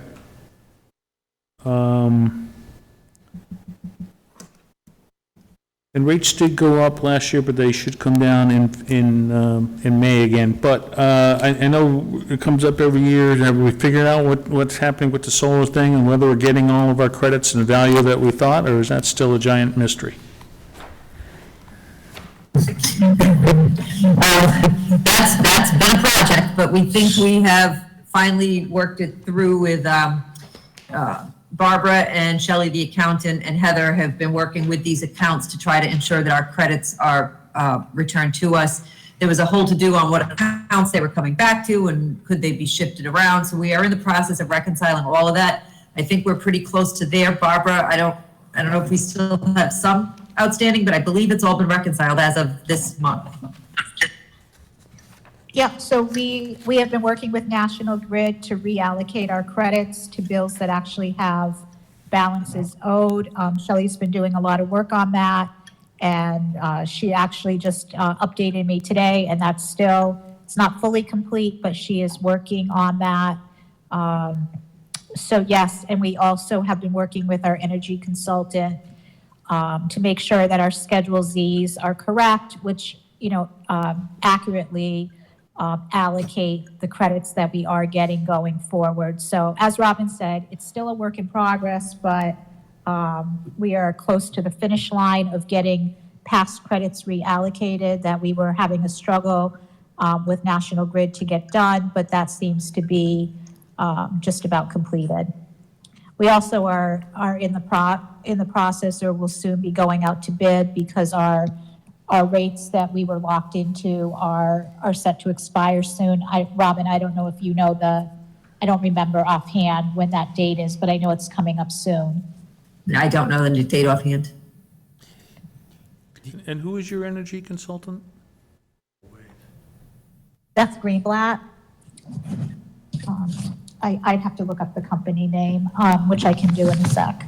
No, I'm good, thank you. Do you have an annual kind of dollar figure you think the credits are worth that we're applying towards the electricity costs? I missed the first part of that. Sorry, Kevin, you broke up for me a little. Dollar value associated, what are we saying we're offsetting the electricity by? You know what, I don't want to misspeak. I can have Shelley pull something together and get that out to you, if not tomorrow, Monday next week. Okay, that'd be great. Any other questions related to central purchasing? Seeing none? All those in favor? Opposed? All right, so you are right there on the line of in favor or opposed. Was. Okay, 8-0. Thank you. All right, so good. That gets us to a giant chunk of the line item budget. So we have time to move on to the annual town meeting warrant. Now, we've got several new ones. I would go with the latest and greatest one that was sent out late this afternoon, along with the STM and I'll call it the, just want to get the term right, I have it here. The Sturbridge Charter Review Committee recommendations as attached. Because if you read the warrant article related to adopting the Charter Review Committee recommendations as it's currently written, it talks about referring to the recommendations attached to this warrant. And that's the third document you got today. That's what's going to be quote-unquote attached to the warrant. So I just want to make sure that that was pretty clear. I'm willing, do we want to work through it? If everyone's reviewed it, do they have general questions they want to get Barbara or Robin to work on up front? Go ahead, Larry. If we're on television, I should mention that I serve on the Charter Review Committee as a resident, not as a Finance Committee member. And when it does come here, I will sit out there, not on the panel, and not on this panel. And I have voted throughout the process as a resident on the Charter Review, and I will not vote on it as a Finance Committee member. And in the annual town meeting, where actually, although it doesn't look like it, because usually the Finance Committee members sit on the stage, the members of the Finance Committee are actually voting as residents. But I've already voted, and so I will not vote at the annual town meeting on that. I have asked the chair, Bill Haggerty, of that committee, whether he himself or bringing the entire committee to this body is his intention, and I'm awaiting his answer. I don't know if the Finance Committee wants the Charter Review Committee to appear. So with that in abeyance, I don't know what you have in mind. I got to say, I don't really know either, because I have to read the as-attached changes to tell you if there's anything really substantive we want to come in and discuss. I think the only real thing that jumps out as a concern for us is the change in the annual town meeting date. From, could be as much as 2 weeks earlier than it is now. And so, It would be the fourth Monday in April as Versus- proposed, right, rather than the first Monday in June. first Monday in April, way back when, So wasn't it? I guess I got to understand why. Because we have elections, so now you get a new board of selectmen, a select board member coming in who really has no way of looking at that. Well, that's why I said what I did a minute ago. Yeah. Does this committee want the Charter Review Committee to come in? And we don't that know question. whether the chair of that committee wants to come in alone or with the whole committee. So I am reluctant to If we've got a question, we respond. might as well get it answered, so, yeah. So could you reach out to Bill and just let him know we're interested and give him our I have meeting done dates? that, and I am waiting his reply. Okay, great, thank you. Okay. If not, maybe an available member who's speaking from their own position versus for the whole committee may be able to offer some insight there. Would that be so? Would be so, but it ain't.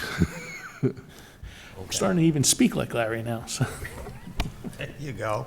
I know this is a stretch, Larry, but could I make a request? That question, I watched the meeting, and I believe you addressed that very question with the Board of Selectmen.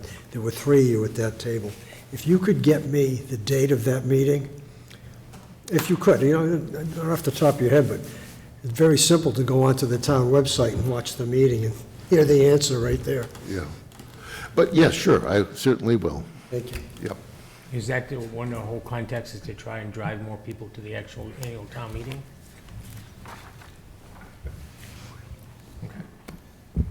I mean, the one thing that jumped out to me that I talked to both Barbara and Robin about is the kind of diverting from past practices. There's There's one article in here that's actually paying for sewer work and sewer-related system costs from free cash, which is, you know, the entire time the town's had sewer capability, it's never been paid from free cash. So, but that's something, you know, you might want to read up and think about and where we want to go with it. To the chair, if I could. Yeah? I just want to be clear that I typed that in the draft as a holder because it has not been voted or approved by the board. So it was a discussion that the select board had. I put it in there because as a tentative, are they going to go that way or not? That won't be decided until Monday night. I actually put it back in the draft as the sewer fund because that's what was in there. But that is an article that they are going to reopen and vote on Monday. So it has not been officially voted by the selectmen. So at this point, I mean, what officially do we have? Are these still draft, or is everything? Well, again, they closed the warrant, understanding that they were going to have to reopen for the water sewer rate numbers and for, and then we had to add, and they had the question on the culvert, on the sewer lines. They wanted me to look into the free cash versus sewer option. They were going to plan to discuss that Monday night. And then we had to add a sweeper that was an emergency that ended up coming in later. So all the articles have been voted with the exception of the water sewer rates, the 2 sewer line replacement repair, and then the additional sweeper, which they haven't even seen yet. Okay, so you're saying voted, I'm going to ask because usually the recommendations here, right, they have 2 votes. They have the vote to place, which actually puts it on the warrant, and then they have the vote to either support or not support it. So everything except the 3 articles or so, 4 articles you've outlined, are been voted to be placed and supported? Yeah, they did it sort of as one. Okay, so then we just have the 2 water and sewer rate articles, the free cash versus sewer discussion we just talked about, which I think was Article 42. No, it's 41, and then the sweeper. 2, yes. So I don't think they take a vote to place individual articles and go back and say approve it. I think they close the warrant, those are the articles, and then they take their votes, and typically it has been either to approve or not approve. To the extent that they don't necessarily have a position, in the last couple of years, they've been putting that to place it. Like, we'll put it on here, Yeah, you it's tell us what to do, we don't have an recommendation, opinion. In which case, I would think a board would not therefore make any comments relative to that Well, article. that's why I that asked kind of if, thing, because so. usually it's place and support or just place. And so what I heard Robin say is that they're all place and support, except for these 4 articles, which are just place. Yes. In the same, what about the STM warrant we have? Is that the finalized one? And so that's all? Yeah, the only thing that will have to be adapted are numbers because we added an article with the sweeper and if I had to break out the charter article. So those numbers with the sweeper added, I believe, are now correct on the version I sent you, if the sweeper article stays. But the content of the STM is accurate. Okay, so the STM is a like closed and done deal. That's written? Yes. Okay. They voted that, yes. Okay. Kevin? Yes, Larry. Jim, the answer to your question is Monday, March 20, Anno Domini 2023. Monday, March 20. I like that. Oh. Kev? Yeah. Oh, I'd like to make a comment. I'm, as far as free cash, everybody's favorite subject, my take is anything over the current level of 4 million, we should either think about giving it back as cash back, and/or if we want to use it for capital projects, look at that and find out what impact it's going to have on future taxes. Because I think that was a windfall, and as we found out April 6th, when the person came on board here and mentioned their tax rate going up and the problems associated with it, and with the selectmen's meetings we had, joint meeting we had on April 18th, when one of the selectmen's, Mary Downing, said that, yeah, people are coming up and mentioning their concern, especially the elder population, they're maybe forced out of the town because of the taxes. And we responsible for the tax people, our charters now is like, what do we do to reduce and keep these taxes under control for the town people. So we had a $4 million, which was very prudent, and Barbara did an excellent job, and it was very prudent to say with COVID, we were unsure what was going to happen. Fortunately, the negative scenarios did not happen. Subsequently, ended up with $3 million plus, maybe another $500,000 or $600,000 windfall. One of two things with free cash. Major uses are return to the taxpayer, or we can use it for capital projects, right? In which case, the town people have the right to help choose what we want to do with that money. So if we elect to go to, with warrants to capital projects, fine. But anything over that, the $4 million base, which won't affect our S&P. Matter of fact, the S&P ratings and alike will probably wouldn't be affected up to, down to $3 million, okay, in free cash. So we're really safe on that. So that's prudent also. But I think we got to go to the townspeople, the towns meeting, and say, we hear you, and I think we did hear them, hopefully, and we did have a windfall, and we are going to pay forward on some of these capital expenditures, fine with me, but what is the tax people getting out of this now? What's going to happen? We slow the tax increases down? We freeze it for a year? What's the discussion? We've already frozen it for 1 year, and then we experienced the ill effects of freezing it. I'm not saying, but what is this? This is found money, right? This is Well, windfall. But it's all being spent, right? We're gonna, by the time we're done with free cash, based on all the expenditures we're doing at the warrant, the last time we're gonna be at $4 million. And $4 million is only. Actually, the email that came from Robin today said we'll be at 3.4 million if Oh, really? everything is I didn't see approved. that one. We will Okay. be at approximately If- 3.4 million if everything in the warrant that we're talking about right now What is happened if we didn't, approved. what happened if we didn't get the windfall? We'll We'd be at in trouble. 3.4 million. But we'd be in trouble without the windfall.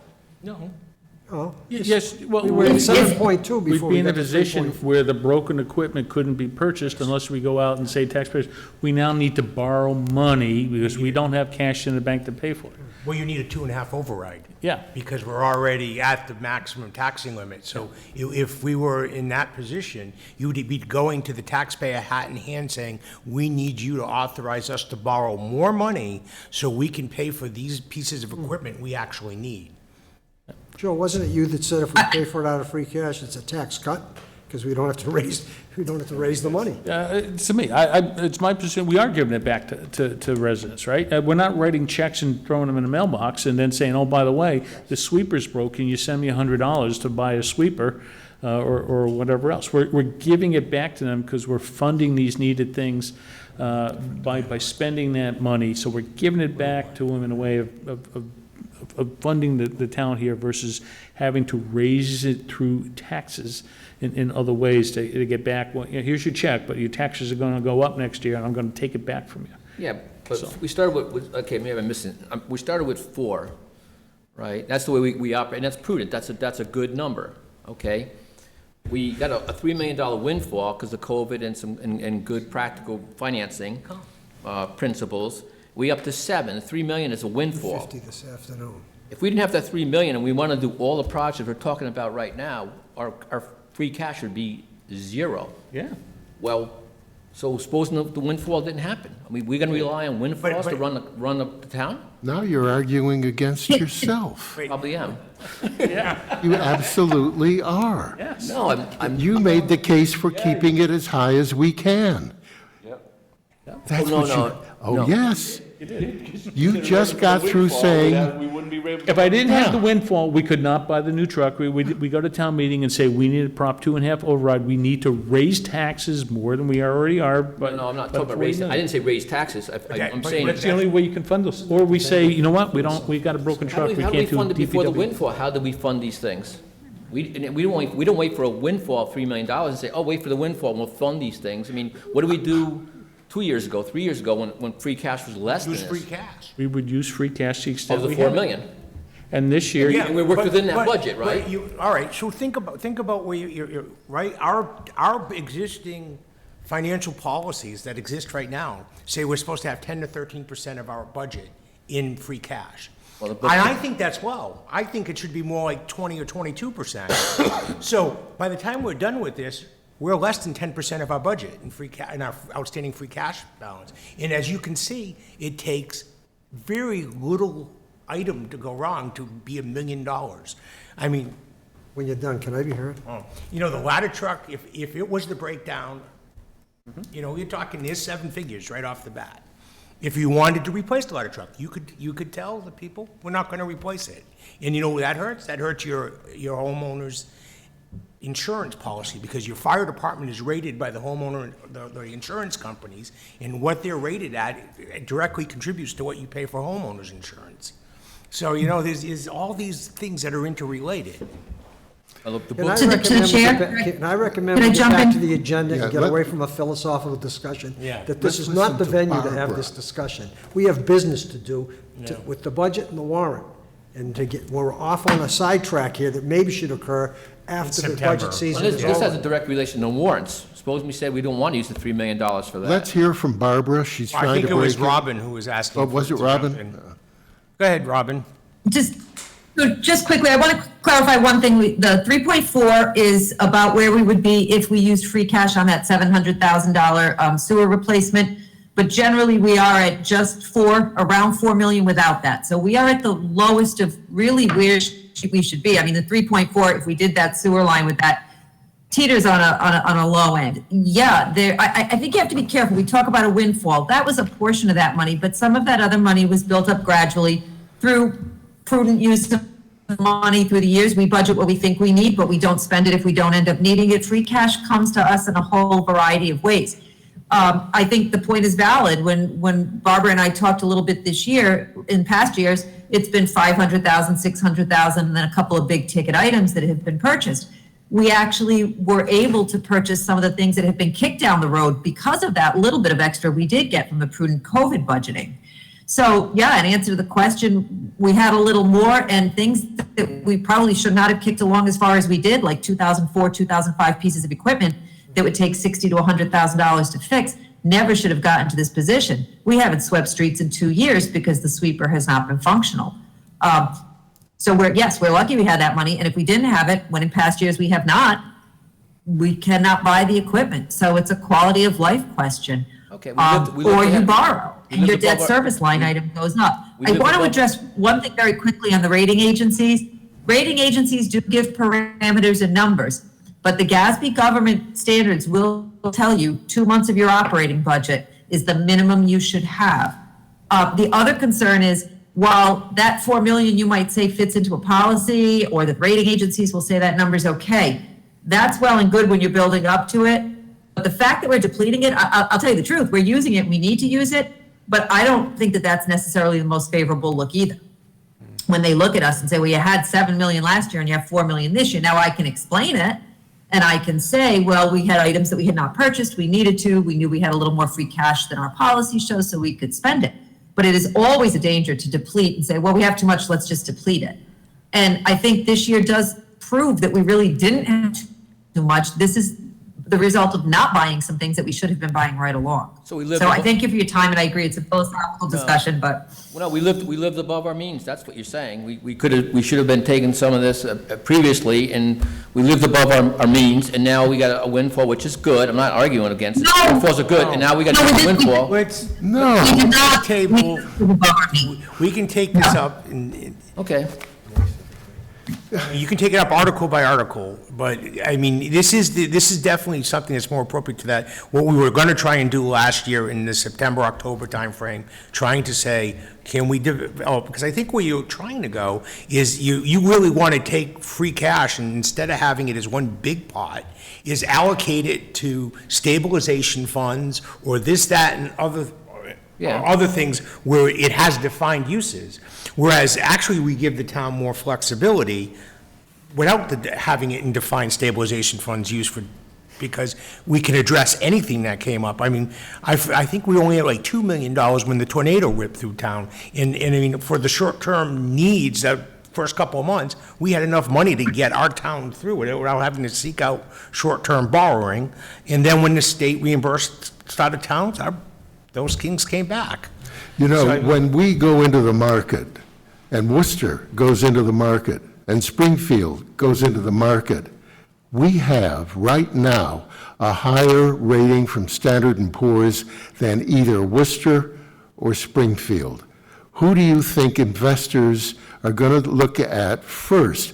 And the other thing that investors watch real carefully is, oh yeah, they were hitting a lot of home runs. What's this? A double?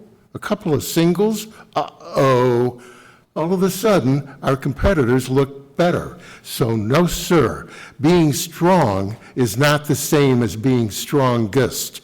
We are way at the top, and your idea, sir, stinks. All right. We'll move on to Article 1 of the annual town meeting. During the annual, It's town reports, that's kind of the perfunctory one. that's the book that we already got, yeah. Yeah, you're gonna approve receiving the book with all the reports in it, excluding our own and the CPC. So do I have a motion to approve Article 1 as written? To recommend the town meeting approve the article. Was written, yeah. I'll second that. Did you do that, Mike? Is that your motion? Joe, Or you you- second? I don't care who does it. Voting in favor. I'll do it. Mike is the first, Jim is the second. Recommend as written. Written, all right. I abbreviate that as AAW, just so approve as written. So Recommend MH and RAW, right? JW. Okay. Any further questions or comments? All those in favor? HJW. Opposed? Okay, I didn't catch this side.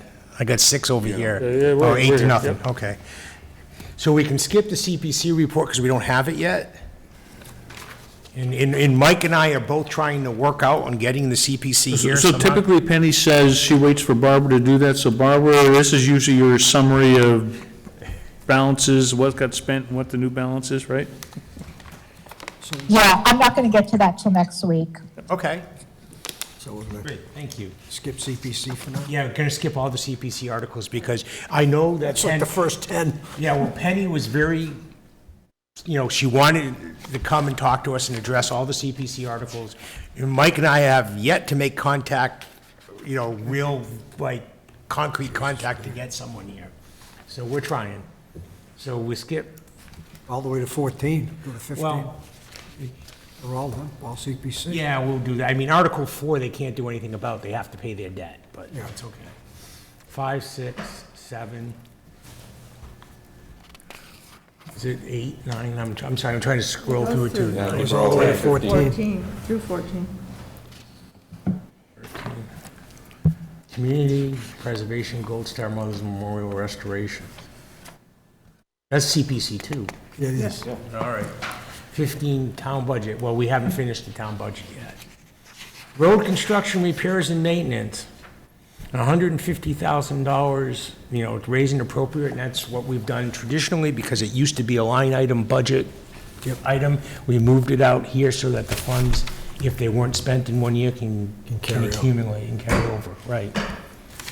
So my only thing is 150,000, I think is low, but that is what we can afford to do, so that. Mike, didn't you say that the money we have in, what is it, the, Yeah, you talked about chapter 7. yeah, he said we had a bunch of money. Yeah, chapter 90? 90, thank you. Kathy said that, yeah. Let me go back over here. Hang on.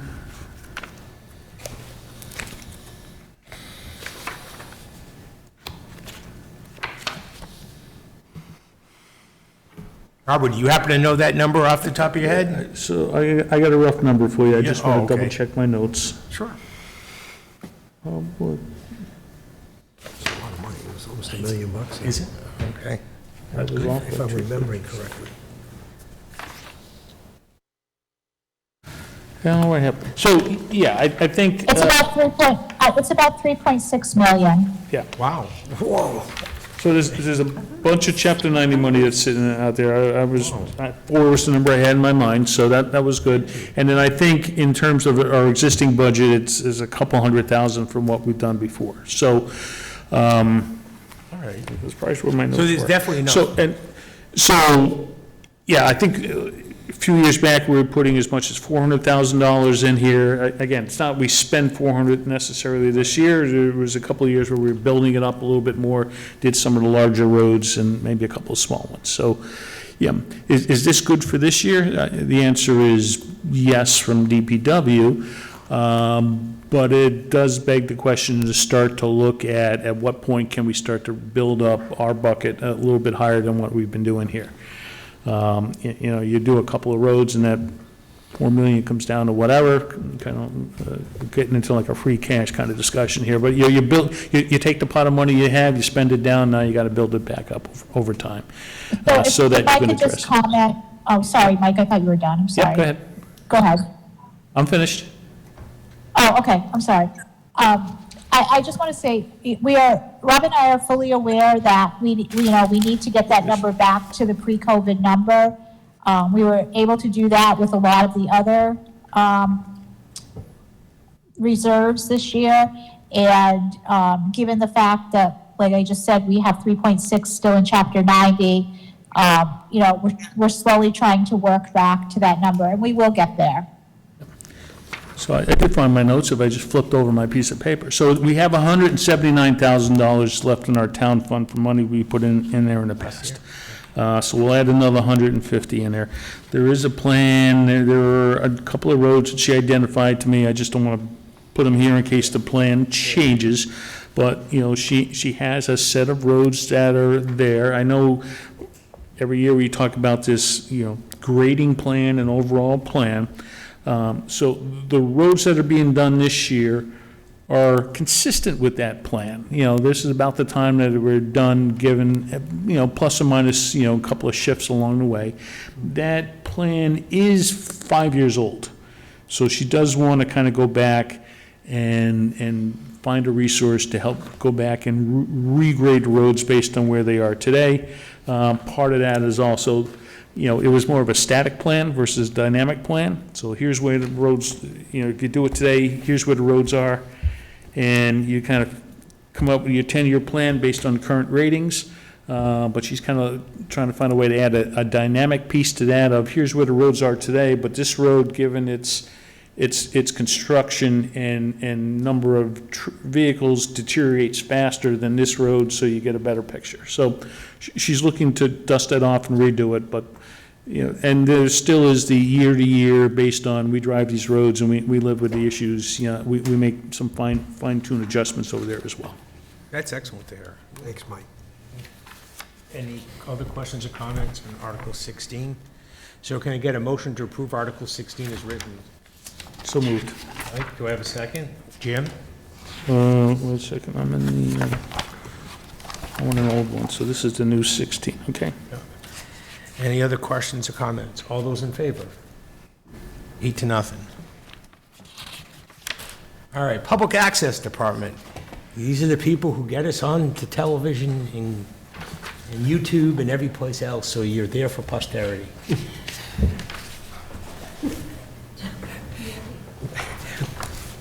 Or target practice. Okay. So do I have a motion to approve Article 17 as written? Could you just read the dollar amount to me? I'm It's losing it. $150,174. Okay, thank you. So moved. Okay. That is Kathy. Do I have a second? Second, Was that you, Ken? Mike. Oh, Mike. Okay, thank you. Any other questions or comments? All those in favor? 8-0. STA, Sturbridge Tourist Association. Okay, so this is community sport marketing salary. So this salaries and wages, just to confirm, is the other half of the economic development coordinator? Yes? Yes. Thank you. Any other questions related to STA? Would I have a motion to approve Article 18 as written? So moved. Kathy? Do I have a second? Larry?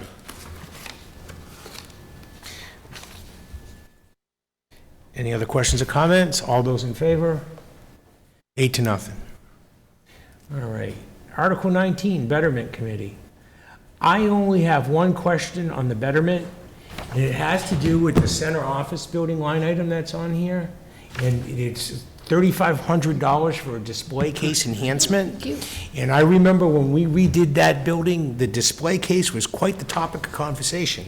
So what are we doing for $3,500 for a display case enhancement. I guess that's to Robin or Barbara, since, See it, where is it? nobody has an idea. Facilities? I just looked through my notes. So it's in I need to refer to the betterment part of the book, but I did put something in there. Did you? I don't. Give me a sec. Maybe I completely spaced by that. It's COB, display case and facilities, right here. Oh, It's under facilities. yeah, this had to do with purchasing areas to store some of those display items, and then add other things in that should be on display. There are locks that need to be put on the cabinet, and I know there's a reference to hanging rails. I don't know what that's in reference to. Barbara, you might know that. Oh, there it is. But that, Yeah. yeah, the display case right now has things in it that really shouldn't be there, that could go into storage, but they need proper storage. There are other things that we'd want to put in there.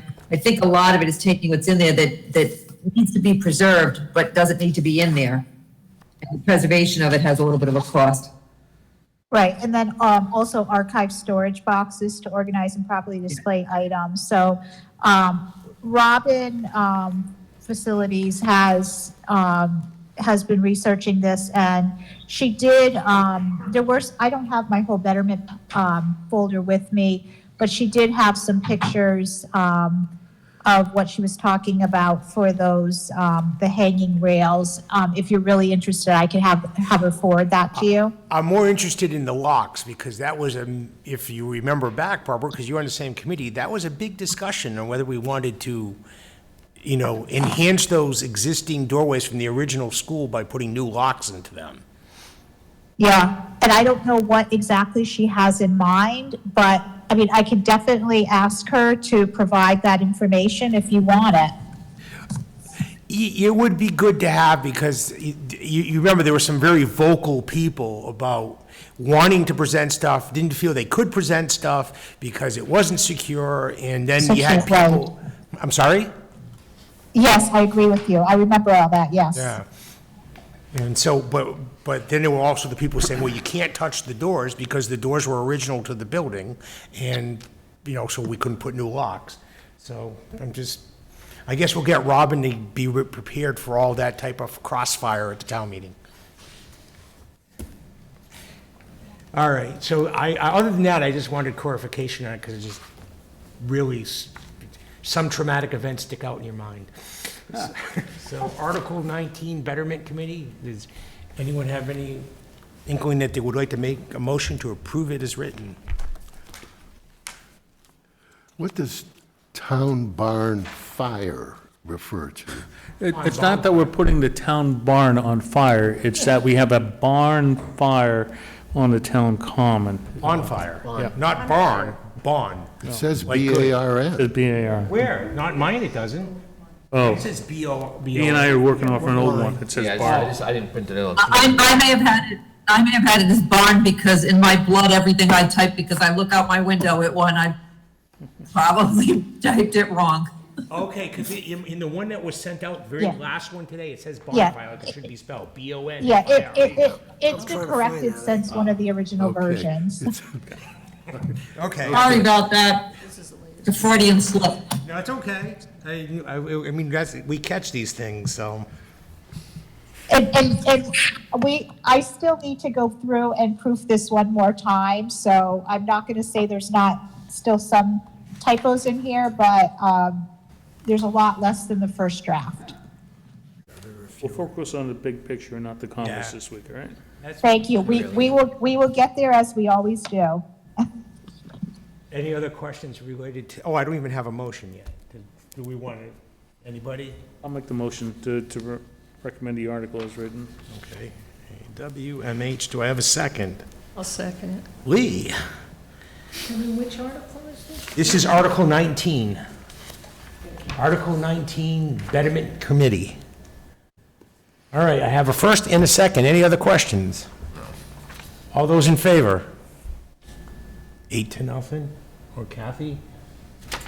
You in favor, opposed, or abstaining? Abstaining. Okay, so 7 to 0 to 1.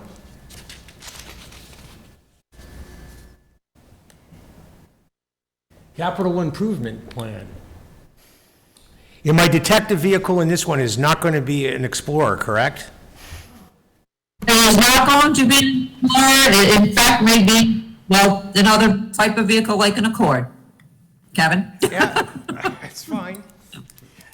So Kevin, I think. Great suggestion, as it turns out. And word has gotten out, so people are looking for that car now instead of the Explorer. Look out for that Accord. Yeah. I'm sorry, Joe, you had a question? Yeah, I think we had a similar issue last year in that one of the amounts, specifically the catch basin cleaner, is inconsistent with the policy as described below, where it says, you can read the policy yourself, but it says that anything over 100 is intended to be included as short-term borrowing or raise and appropriate articles. So I think we just changed the wording of the summary box last year, but we have the same issue again.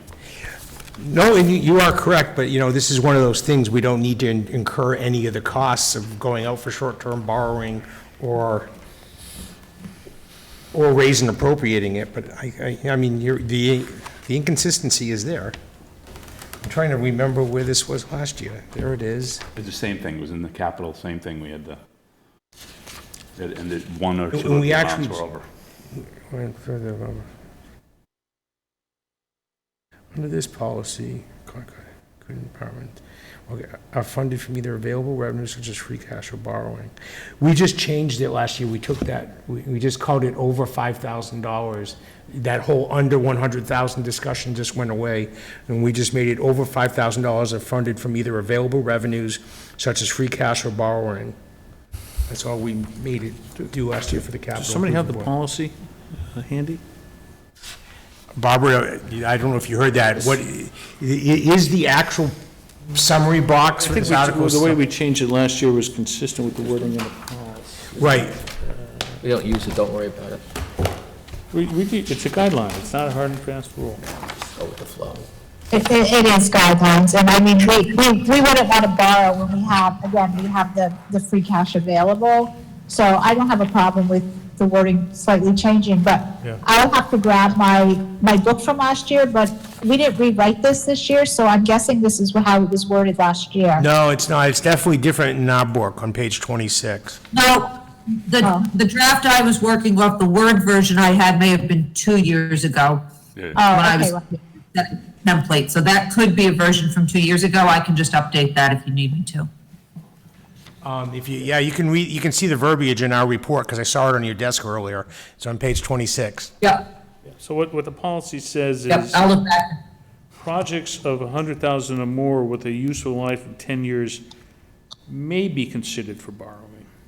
And then we go down to available revenues, projects of 5,000 or more with a useful life of at least 3 years may be considered for funding with available revenues, and then there's a list of those, including free cash. So the way we worded it last year reflects the words in the policy, and that expenditure is consistent with the policy.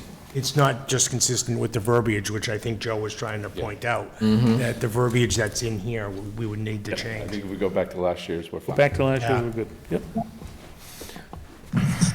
Okay, Article 20, Capital Improvement Plan.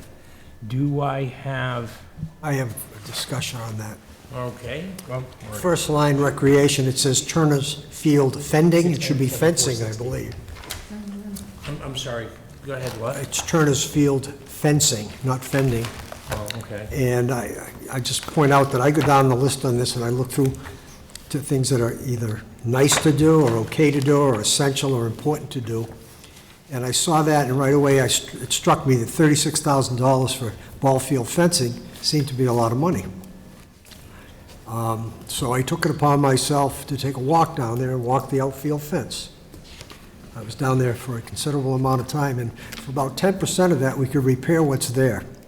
I looked at the fence, the gate in center field, someone took it off and laid it on the ground. There were a couple of bent rails here and there, so the fence is sagged, but that can be replaced. And I looked at the fence. Of course, right field is against the river, and it's 15 to 20 feet high to keep balls that are hit over the fence from going in the water, but there's nothing you can do about that. And the rest of the fence is about 4 feet high, standard height. And remember, these fences are there to keep balls that don't go over them from going past them. And they stop at the fence, you pick it up and you throw it back in. I looked at this and I thought, this can be fixed for a fraction of $36,000. So I, in good conscience, can't vote for a nice-to-do thing for $36,000, putting fencing on a ball field. And I understand it's a Legion field, so these kids can hit it a long way. But there's no light there besides that, so they don't play at night, obviously. But I did also notice that in the past few years, we've replaced both dugouts. They're brand new.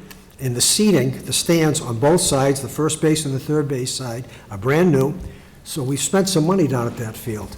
And I really feel, I'm sorry, I don't mean to go on and on here, but I looked at the fence and I thought, $36,000 to replace this fence when you can fix it for probably $3,500 and get the same net effect. You know, it's there to stop the ball from going into the woods. If it's on the ground and if it goes over the fence, it's a home run anyway. So what the heck? So that's how I feel about that. So as long as that stays in there, I won't vote for this capital improvement plan. I'm just I looking. think that's a bad use for that $35,000. All right, so if we took that out, just the new number would be 661, 620. Just to reflect the Okay. new number. Robin or Barbara, is there any argument for not a lower amount and just repairing what's already in existence? As I understand it, it was part of that, it was a plan that was part of the total rehab that went with those dugouts. I don't know the history of it to know, why it was included, or if that was part of a whole grouping that was expected to be done, so I can't speak to the history of it. We also, I mean, I would imagine if- we also redid the infield last year, the year before, at a cost of $5,000 or $6,000. Remember that? Right.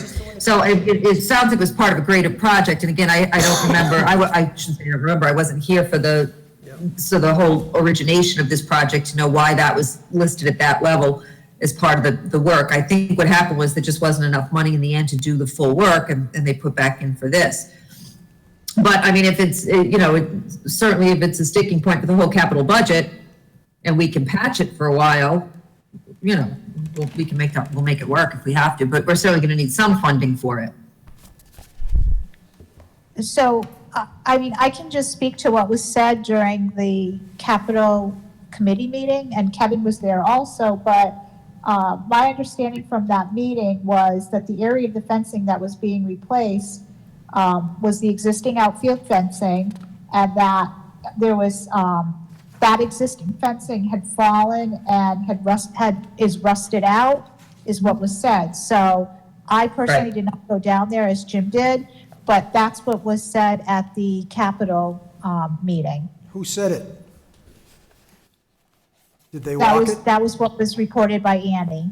Okay. The recreation director. Well, I'm just saying, I walked the fence from right field Okay, yeah, line to the left I'm field not line. I doubting you, looked at the Jim, I'm fence, just reporting what and I we were told examined it in during the great Capitol detail. meeting. So it's just my observation that that's, Okay. it's unnecessary. Well, it's, $36,000 that'll cover the revenue shortfall and give us some. Oh, well, that's a bunch of money. All right. Well, some of that, we would still need some. Sure, it has to be repaired. What would that be? Yeah, what would the repair cost? That's not, Get an estimate, but if we wanted to put an amount not to exceed $10,000 for that, I'm guessing you could do it for half that, but I wouldn't put any more than that. It's not that much work. It really isn't okay. for a professional. So you're saying make that number $10,000? I mean, it's well within our realm to do it, as long as we don't increase the I value. would say it could be repaired for less than that. So if you wanted to put a safe number, All that's right. what I would think, but that's, What if you postpone it to your next meeting and let's see if we can get a number? Sure. that'd be great. Okay. Yeah. Thank you. Sewer Department crane truck. This is coming from the sewer reserve fund balance, $130,000 for maintaining the truck, and I think we had a good description of it earlier. Yep, so this is a vehicle that's needed here. This is for the sewer department, so, you know, it's got the little crane on the back, so when you're lifting, you know, pieces of pipe, heavy pieces of equipment in and out of the vehicle, you use the crane to get there versus, you know, your back and an injury there, and it's a vehicle, just check here. Forget if this is the one that's a replacement or not, but it's a needed vehicle over in that department. Okay, so do I have a motion on Article? I'll make a motion that town meeting approve the article, we recommend town meeting approve the article as written. And do I have a second? Second. Jim? Any other questions or comments? All those in favor? 8-0. All right. Front-end loader purchase. Okay, 230,000. This, you know, we saw the bill last week, you know, so this is the one that's going to be used at the landfill. Go ahead. I got a call today from Linda Kokalis asking me what was the development on this, and I told her, because I got this afternoon, I said, there's an article we just got, I'm reading it, and I filled her in, and I read it to her, and then I read the summary, and she recommended where it says for the landfill, to just say the landfill and the recycling center, because it's used in both spots. It's used in the landfill, and it's also used in the recycling center Yes, I area. have seen it in the recycling Yes, center. and they use So that's both. just changing the summary box. Just changing the summary box to add that for the landfill and recycling center. Oh, in the summary box. Yeah, down here. No, not in the article, just adjusting the summary box. So if people see it at the recycling center, they're not going to question it. So I would suggest making that broader then, right? So we need it. Maybe it's primarily down in the landfill, maybe it's a recycling center, maybe you put it in a truck and take it back in town because the one that DPW uses is wrong. So I would say for town operations, including, you know, landfill, recycling center and other, so that, you know, it can, we have the flexibility. Yeah, I like that. And Sure. I'm just writing that down, landfill and recycling center. All right, just noting the change in the summary wording. Other than that, do I have a motion? Oh, I do have the motion, right? No, this is the front-end loader purchase. Sorry, I don't have a motion for this. I'll make a motion that we recommend town meeting approve the article as written. Okay, do I have a second? Larry? Any further questions or comments? All those in favor? 8-0. All righty. Ambulance Stabilization Fund. This is there every year. We keep adding funds to go towards the next, to help defray the cost of the next purchase of the ambulance. Probably won't fund the entire cost, but it'll help in the I purchase. apologize for working off an old version. The old version had the water department utility van. Did that get moved to something else, or did that just get taken out? I don't know, I don't. That was moved, that was pulled out of an original version, and that article, we ended up putting the front end loader in that same spot, but that water utility van cannot be paid out of capital by law. Reserve. Capital reserve, yes, sorry about that. So is there So another it's gonna article be somewhere? part- It's gonna be part, it's gonna be part of the water budget. Be paid out of water Part fund. of the water budget, there you go. I don't know if you caught that. Yeah. It can be paid out of the budget, but it can't be, that reserve fund cannot be used for the van. Okay. Fiscal year 25. All right, so for Article 23, ambulance, do I have a motion to approve the article as written? So moved. Mike, do I have a second? Kathy? Oh, I'm sorry, okay. That's okay.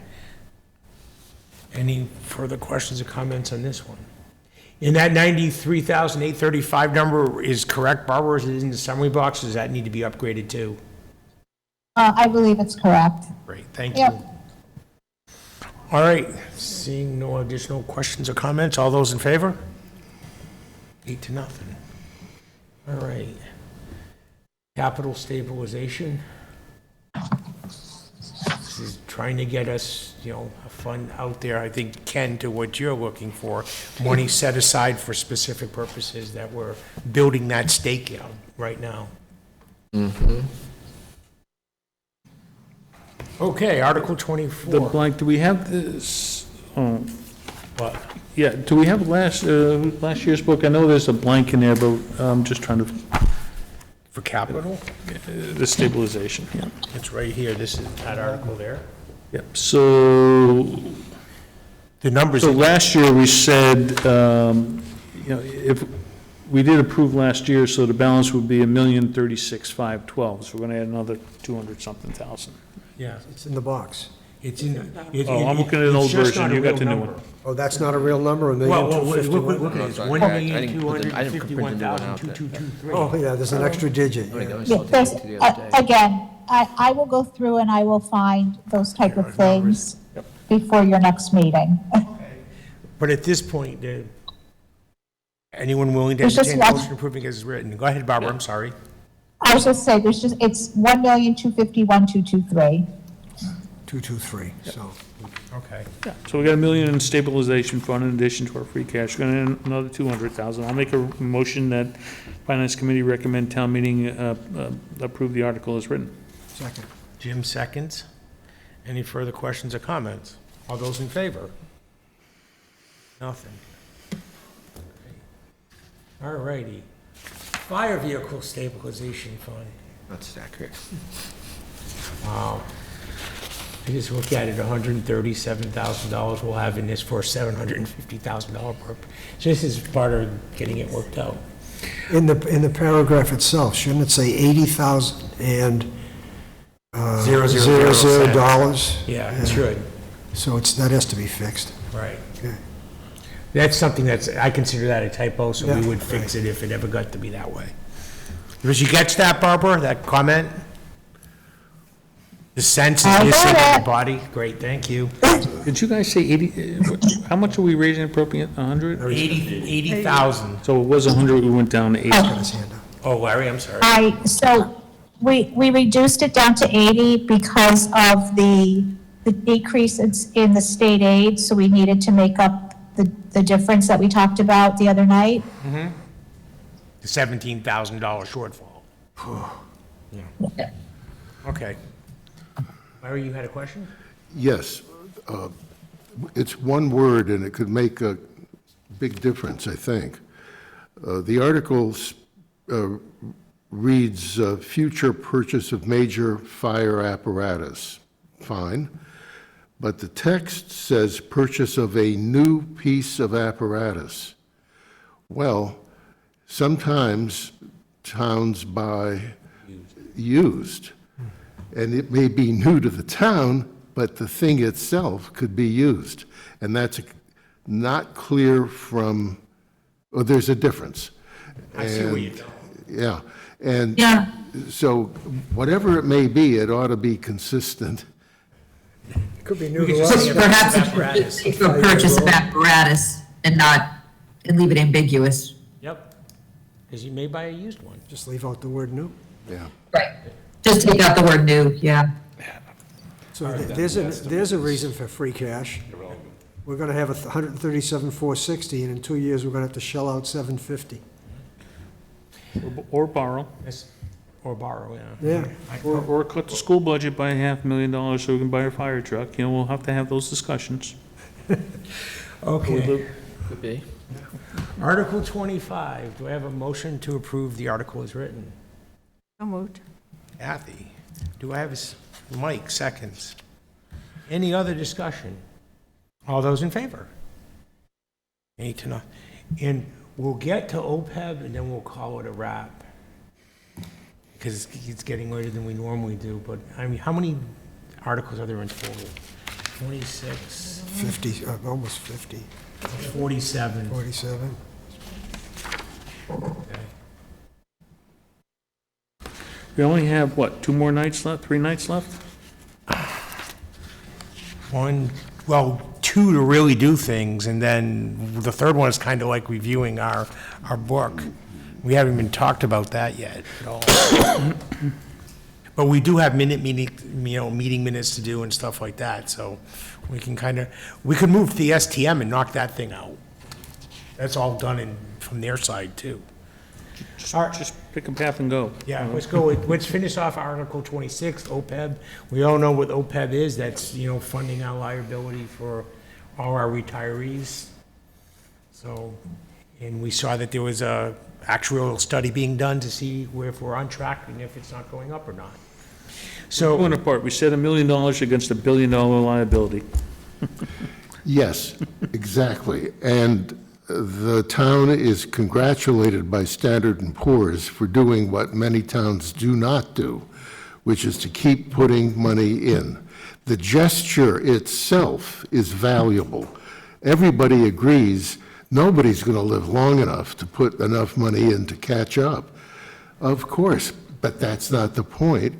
And Standard & Poor's recognizes that it goes in support of the town's AA plus stable outlook, along with the free cash level. That was noted in one of the documents that Barbara sent to us. It was right there. Exactly. It was right That's there. right. It's all of a piece. So Kevin, I'll make a recommendation that the finance committee, a motion that the finance committee recommend town meeting approve the article as written. okay, do I have a second? Second. JW. I'm sorry. Any other I questions think or Lisa- comments? All those in favor? 8-0. All right, so let's move on. We'll wrap this up here and move to the STM because there's 4 articles there and Okay. we can knock that puppy off. Right, 48, 49, 50, 51. I lied. There's 52. There's 5 there. Okay, where you going? Kevin, Yeah. so I have to finalize, we do have a snow and ice deficit. Yeah, And I I do figured need to there was. finalize that number on Monday with, So skip With Article Heather. 48 until you give us the number. Okay. yeah. Do you have any unpaid bills? So there are 2 right now that we are aware of. All right, so then And I you'll give me believe- those details? I believe the updated language has that in there. Let me just, I gotta jump to the. It doesn't. Not the last one I have. No, there's no money. Oh. All right, then maybe you should just not do that tonight. Okay. All right. All right, I mean, the one we can handle, I mean, we might as well do Article 52. This is the $200,000 shortfall in the school budget because of this increased special ed costs. And I mean, I can't even remember if they've ever come back to the town looking for additional funds after they've had their budget authorized by the annual town meeting. Never. I don't think it's ever happened, so this is definitely an extraordinary event. It's definitely extraordinary, but sometimes I think there was once, but Yo, you do think there I were? don't know. Yeah, so I think it's happened once or twice, but usually by the time we get to town meeting, they end up just withdrawing their request. Maybe that's what I'm remembering, that it was okay. actually on there. But it is extremely rare. So They're this, asking for 200, the expense is 400, they're self-funding the rest, is that? yeah, Yeah. so do I have a motion to approve Article 52? I'll make the motion. Okay, approve is written from Jim Waddick. 52. Any other, Larry seconds? Any other questions or comments? All those in favor? That's 8-0. Great. So we'll move on from the special town meeting warrant articles. We Can I have, bring up something on one of Kevin, these articles? before you do, Kevin, yes. so there's another article for funding for, from free cash for an opioid program. Yeah. Is that not on your It is. It's here. version? $54,000. Yeah. 54,630. You're breaking up a little for me, so I don't know why all of a sudden, It's but $54,639. It's Article 51. Yeah. We just skipped over it. are you gonna, okay, did you skip over it for a reason? No, I just figured everyone knew Article 52 without a lot of explanation. But you could, if you want to Oh. explain Article 51, go for it.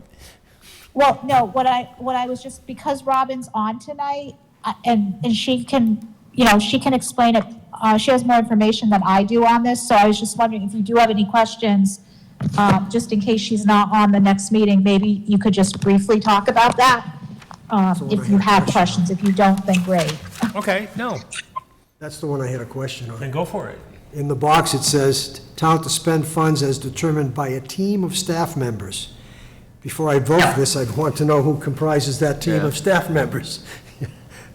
that team is myself, the library director, a citizen who's a part-timer at the library who has lost 2 sons to opioid addiction, the fire chief, the police chief, the recreation director, the social worker from the police department, and we have a few outside people who sit on it, a gentleman who works in recovery, and we occasionally have guests who come in. We're bringing in the Uxbridge police chief who's done some creative work at our next meeting.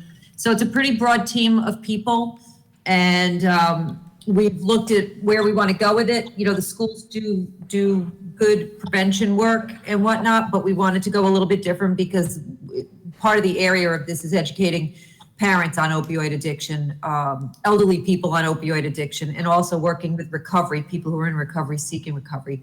So we kind of wanted to narrow into a couple of areas, and we've done that at this point. But the real problem is that this money came back in from lawsuits. It has to go into the general fund because we can't put it into a special revenue account. There hasn't been state legislation to allow that.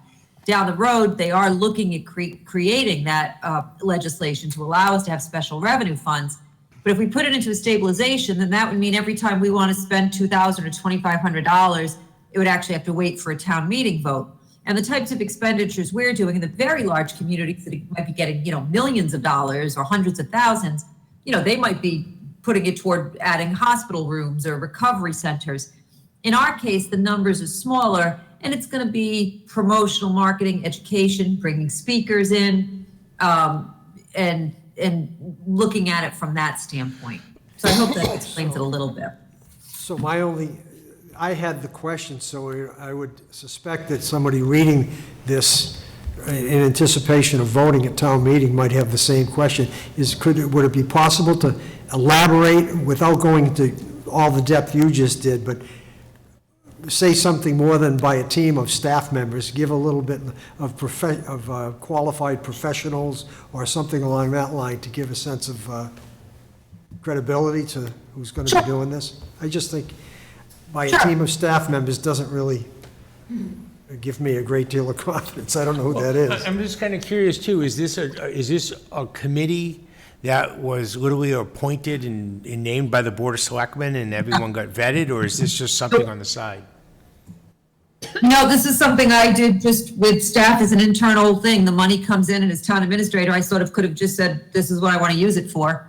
And obviously in conjunction with the board on a policy, but frankly, I think the best way is I look at this as just an internal meeting.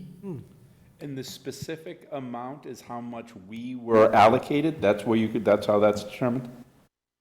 Yes, it's determined by there's a formula. It's a very complicated formula that they're using nationally to allocate. They allocate to the state, get some funding, and then each of the municipalities that signed on based on a formula regarding, information that the town would have provided, I think about 3 or 4 years ago, actually more like 5 or 6 years ago, these all started.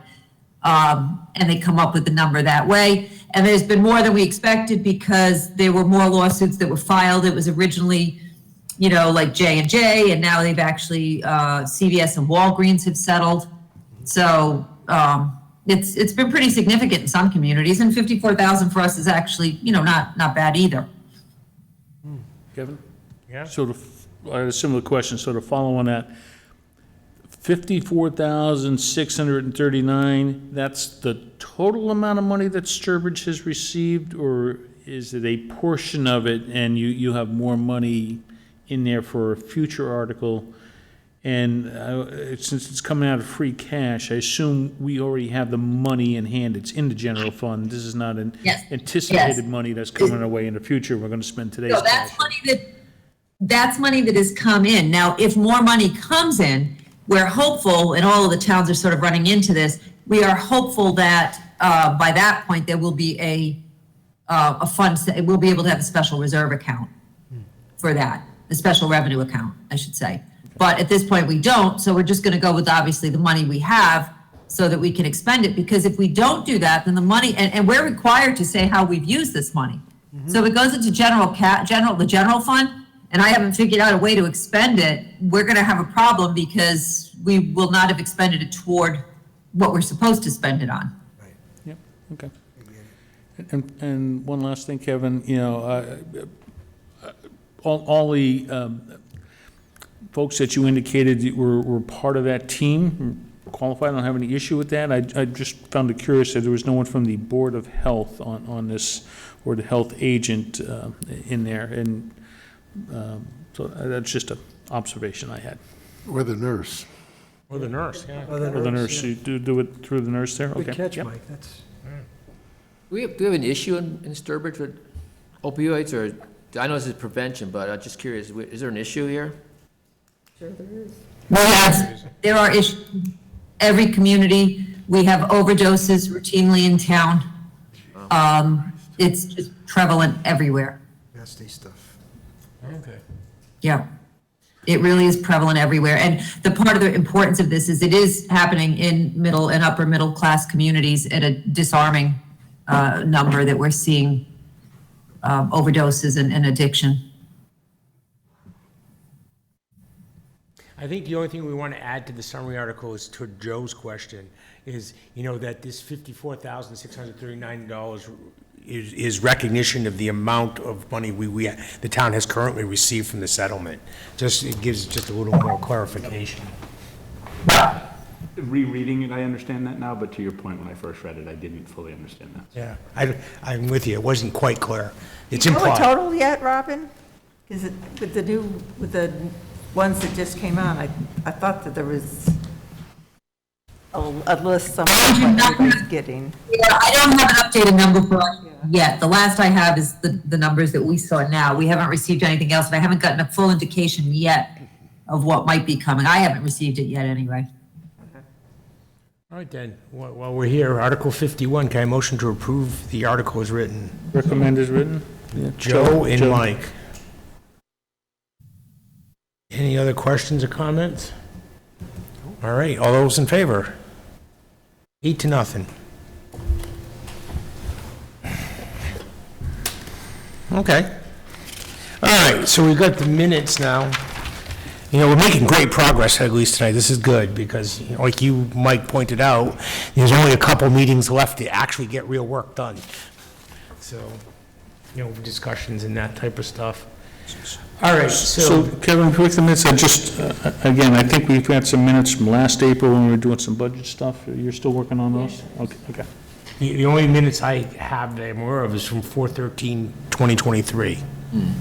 That we haven't. Yes. Okay. I've just got a list of prior meetings where we haven't gotten minutes that Yeah. we'll need to clean up. Yeah, with this house cleaning, yeah, I agree, yeah.